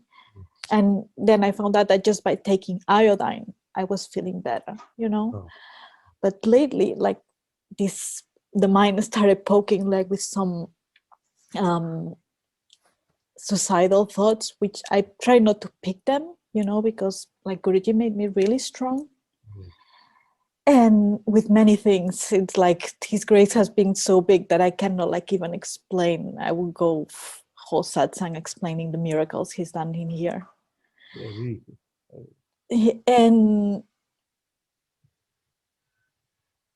I just don't want those thoughts. And I even bought a lottery ticket because you say that when somebody has a suicidal thought, just to go to Bangalore. Well, I didn't. I didn't get any numbers, so it's like God doesn't want me to go to Bangalore yet. So I just like surrender it, and then I'm trying. I don't know. This is mine, but I feel like I want to explain it. I'm trying to put my own practice as art therapy because it's a body thing that has helped me a lot. And I just putting it under your feet. If it's something that God wants me to do, I'll just like accept it and to do it like without my mind and just doing it with my full heart and with mother and father like helping me. But if not, I just want to let it go because I don't want to go through this struggle and I don't want this to be poking, you know, like I'm a failure and having those thoughts again, you know. So I'm just like living it in here. Thank you for sharing. Thank you. Thank you for sharing that. It sounds like art therapy. You know, it sounds very nice. If you find yourself open and empty while doing it, then it's completely fine. But if you find yourself getting judgmental about yourself and all of those things, then keep it aside for a while. We don't ever have to say never again or something like that. No. So only I feel close when I just don't try it. You know, when I'm doing it, I feel really open and empty. I feel like I'm in the being. But trying to put myself, it's like satsang, you know, the resistance to go to satsang. But once I'm in satsang, I'm okay, you know. So I just really felt the need to speak to you about that because every time I pick the wrong person to talk about that and they try to put me down or they tell something that my mind is going to grab it as wrong, you know. So I did wanted to speak to you about it. Thank you for sharing that. And right now what is happening is that there's not much, there's a lot of restrictions to flights and things like this. But once things open up, I'm sure grace will make a way for it to happen. But my offer is still that because this child came and said, no, one day that I just felt like I wanted to jump out of the window. And I was very touched by that in my heart and very affected by that in my heart. So I remember telling her that instead of jumping out the window, you jump into aeroplane and come to Bangalore. And that is for all of you, all of you. Oh, that's beautiful. It'll happen. If the feeling is there, grace will make it happen. Thank you, Guruji. Thank you so much. God bless you and God bless Guruji. Oh, thank you. Thank you. I love you. Love you too. Okay. Really strong question. Keep your hand up. Batteries are going.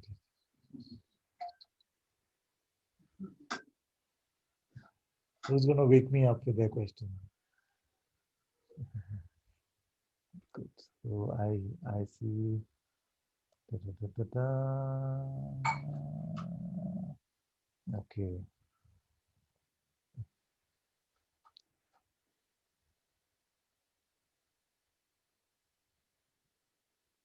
You still want to come up, my dear?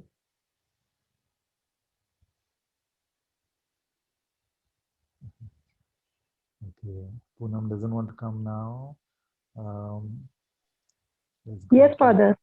Ah, you want to come? Okay. Yes, Father.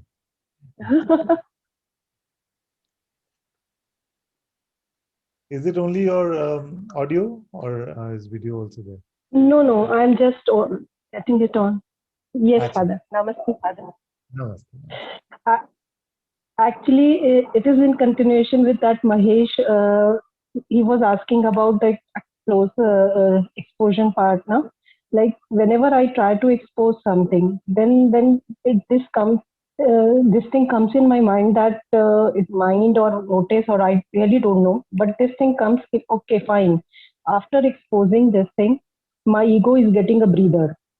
So it's feeling a relief. So better not to expose it. Better not to tell. Just keep it in with you, and so that it should not get a breather. That's a That very thing smart confusing. thought. Yeah, good. Well spotted. Well spotted. It's very good. You see, because you Is can it my expose mind that or is it? thought, that itself is a great exposing. You see, because this thought can seem like reality to many, many. You see, but you spotted it and you noticed that even this is just a thought. This is very good. Okay. This is Actually, I very, couldn't get it. What exactly it is? yes, it Is is it a my thought. mind or something? Of course. Okay. Very good. Very good. You see that the mind will say, no, no, no need to expose because what's going to happen?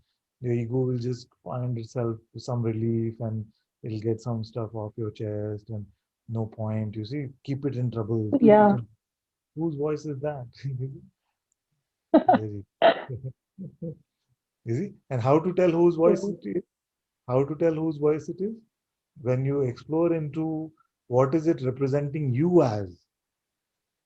Okay. You see, if it is still representing you as this body mind, if it is still representing you as Poonam, then it is, of course, it is the mind voice.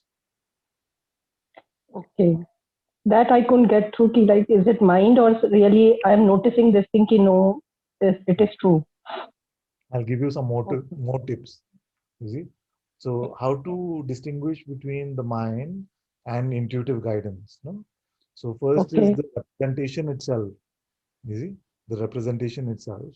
But sometimes that can seem a bit tricky. So I'll give you some more tips. So if it is in a rush, it is the mind.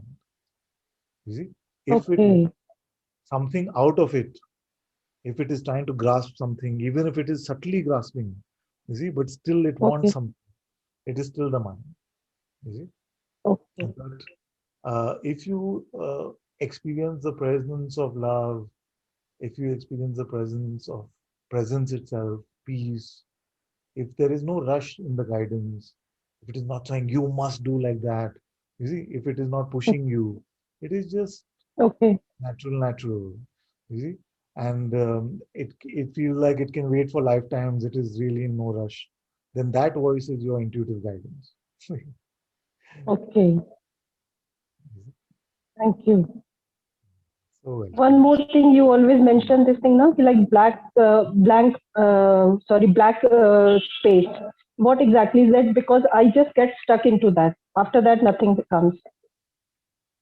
Acha, when I say often that the mind will give you a representation and of this black empty space, and it will Exactly. pose. Yes. Yes. Yes. It will pose as if that is awareness itself.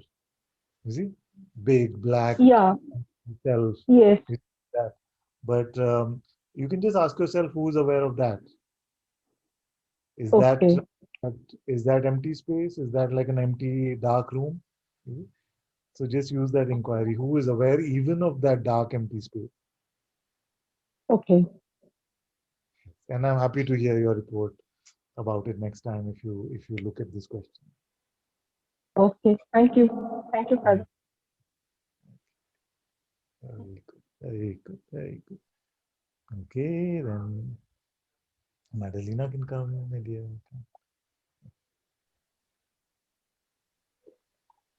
I'm the cherry on top of the cake, I think. Yeah. Very good. Uh,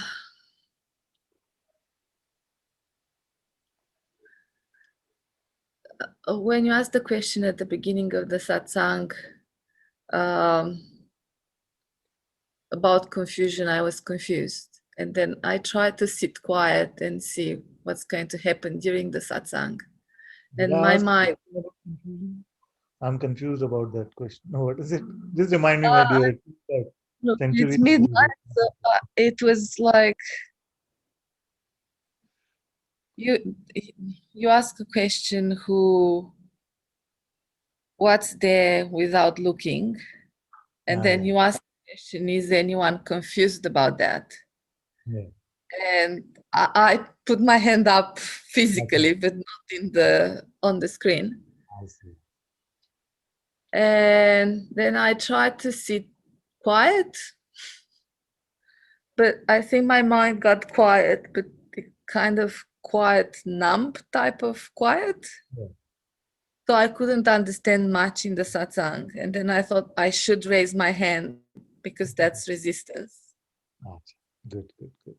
So can we, you want to get it fresh?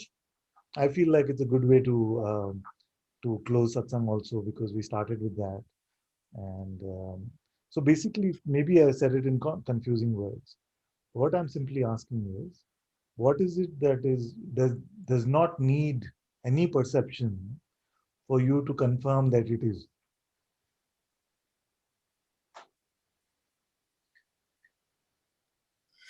My being? Yeah. Or me being? It's good. It's good. You see? So that which is aware of that being, you see, that which is aware of that being is you, no? When you say being, it is the sense of existence, the sense of presence. Yeah.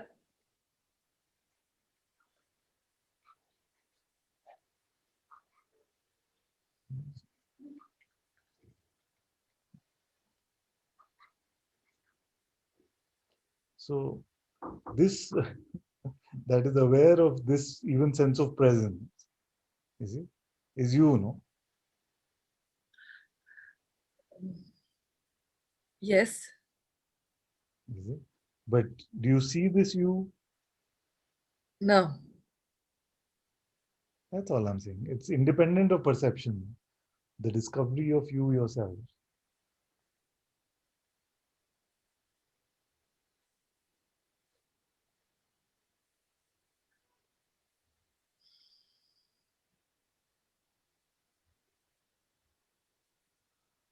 Is it dependent on perception? No. That's it.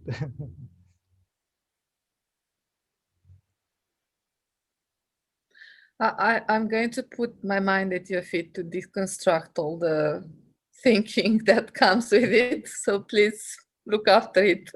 Share that, because that is the tendency that the coming to the insight is easy, but then to try and squeeze the insight into our heads is what gets us in trouble. You see? So I'm glad you leave the mind here, because the mind cannot help you with it. But Yeah. it will have enough to say about it. Yes. I think needs to stay with you for a while. I'm happy to keep it with me. Thank you. And because there has been lots of exposure today of different emotions. Yeah. I'd like to leave my anger when Anna gets angry. Yeah. And I don't know, please bless her not to get angry. So I leave all the anger with you, mine and hers.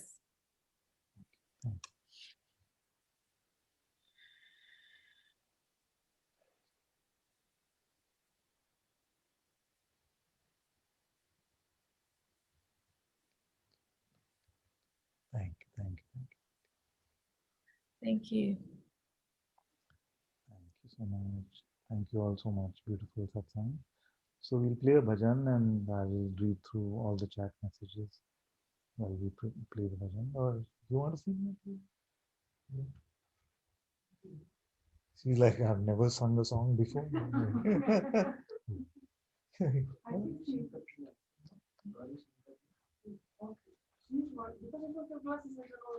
Yeah, oh, I see. That's what it was. You. Elena. Yes.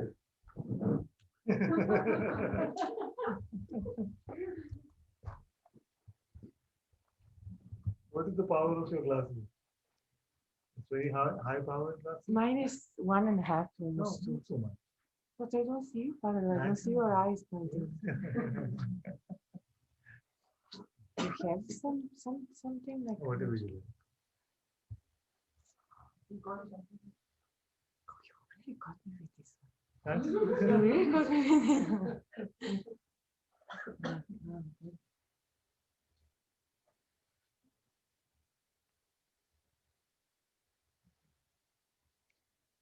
Gauri Shankar Priya Hara Hara Gauri Shankar Priya Gauri Shankar Priya Hara Hara Gauri Shankar Priya Neelam Balahara Hey Shiva Shankara Hey Girija Priya Neelam Balahara Hey Shiva Shankara Hey Girija Priya Gauri Shankar Priya Hara Hara Gauri Shankar Priya Gauri Shankar Priya Hara Hara Gauri Shankar Priya Neelam Balahara Hey Shiva Shankara Hey Girija Priya Neelam Balahara Hey Shiva Shankara Hey Girija Priya Gauri Shankar Priya Hara Hara Gauri Shankar Priya Gauri Shankar Priya Hara Hara Gauri Shankar Priya Neelam Balahara Hey Shiva Shankara Hey Girija Priya Neelam Balahara Hey Shiva Shankara Hey Girija Priya Neelam Balahara Hey Shiva Shankara Hey Girija Priya Neelam Balahara Hey Shiva Shankara Hey Girija Priya Gauri Shankar Priya Hara Hara Gauri Shankar Priya Gauri Shankar Priya Hara Hara Gauri Shankar Priya Neelam Balahara Hey Shiva Shankara Hey Girija Priya Neelam Balahara Hey Shiva Shankara Hey Girija Priya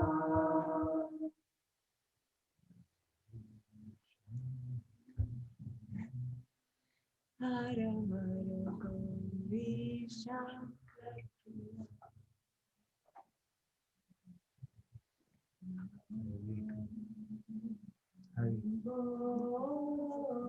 Jai Jai Radha Raman Hari Bol Jai Jai Radha Raman Hari Bol Jai Jai Radha Raman Hari Bol Jai Jai Radha Raman Hari Bol Jai Jai Radha Raman Hari Bol. Jai Jai Radha Ramana, Hari Bol. Jai Jai Radha Ramana, Hari Bol. Jai Radha Ramana, Hari Bol. Jai Jai Radha Ramana, Hari Bol. Jai Radha Ramana, Hari Bol. Jai Jai Radha Ramana, Hari Bol. Hari Bol, Hari Bol. Hari Bol, Hari Bol. Hari Bol, Hari Bol. Hari Bol, Hari Bol. Hari Bol, Hari Bol. Hari Bol, Hari Bol. Hari Bol, Hari Bol. Hari Bol, Hari Bol. Jai Radha Ramana, Hari Bol. Jai Jai Radha Ramana, Hari Bol. Jai Radha Ramana, Hari Bol. Jai Jai Radha Ramana, Hari Bol.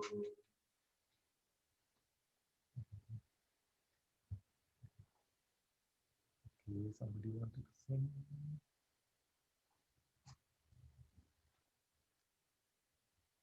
The one who made the request to sing, can you put up your hand? Ah, there. See that.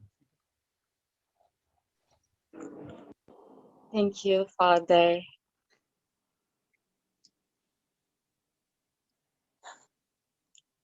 This song name is Shall I Call You My Lord?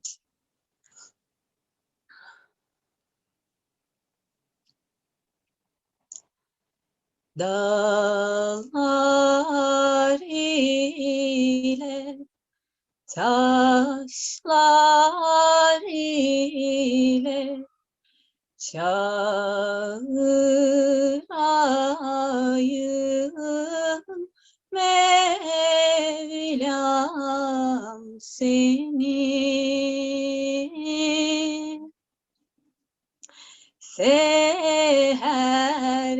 Seherlerde kuşlar ile çağırayım Mevlam seni. Seherlerde kuşlar ile çağırayım Mevlam seni. Gökyüzünde İsa ile Tur dağında Musa ile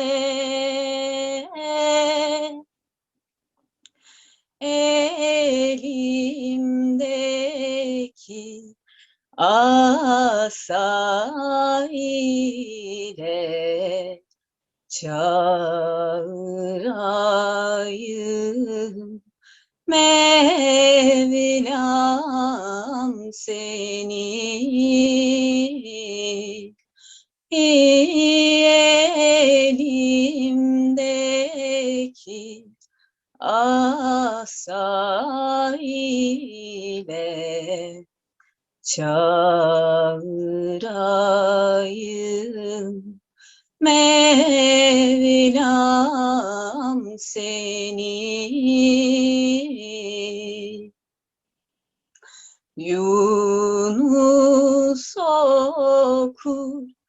diller ile Hakkı seven kullar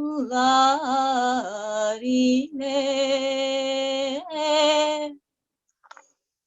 ol Muhammed mahbub ile çağırayım Mevlam seni ol Muhammed mahbub ile çağırayım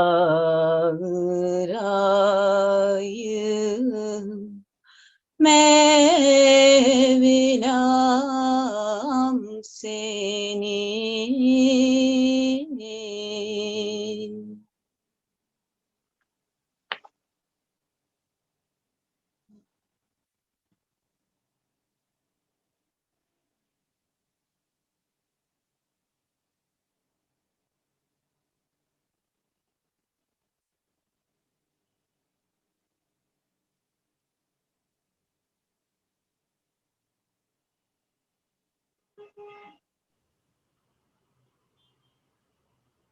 Thank you. That is very, very beautiful.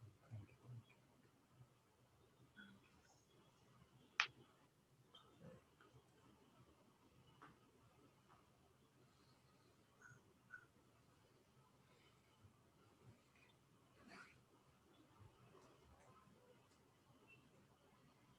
Thank you all so much for being in Satsang today. Sadhguru Shri Muji Baba ki jai. Guru Kripa Kevalam.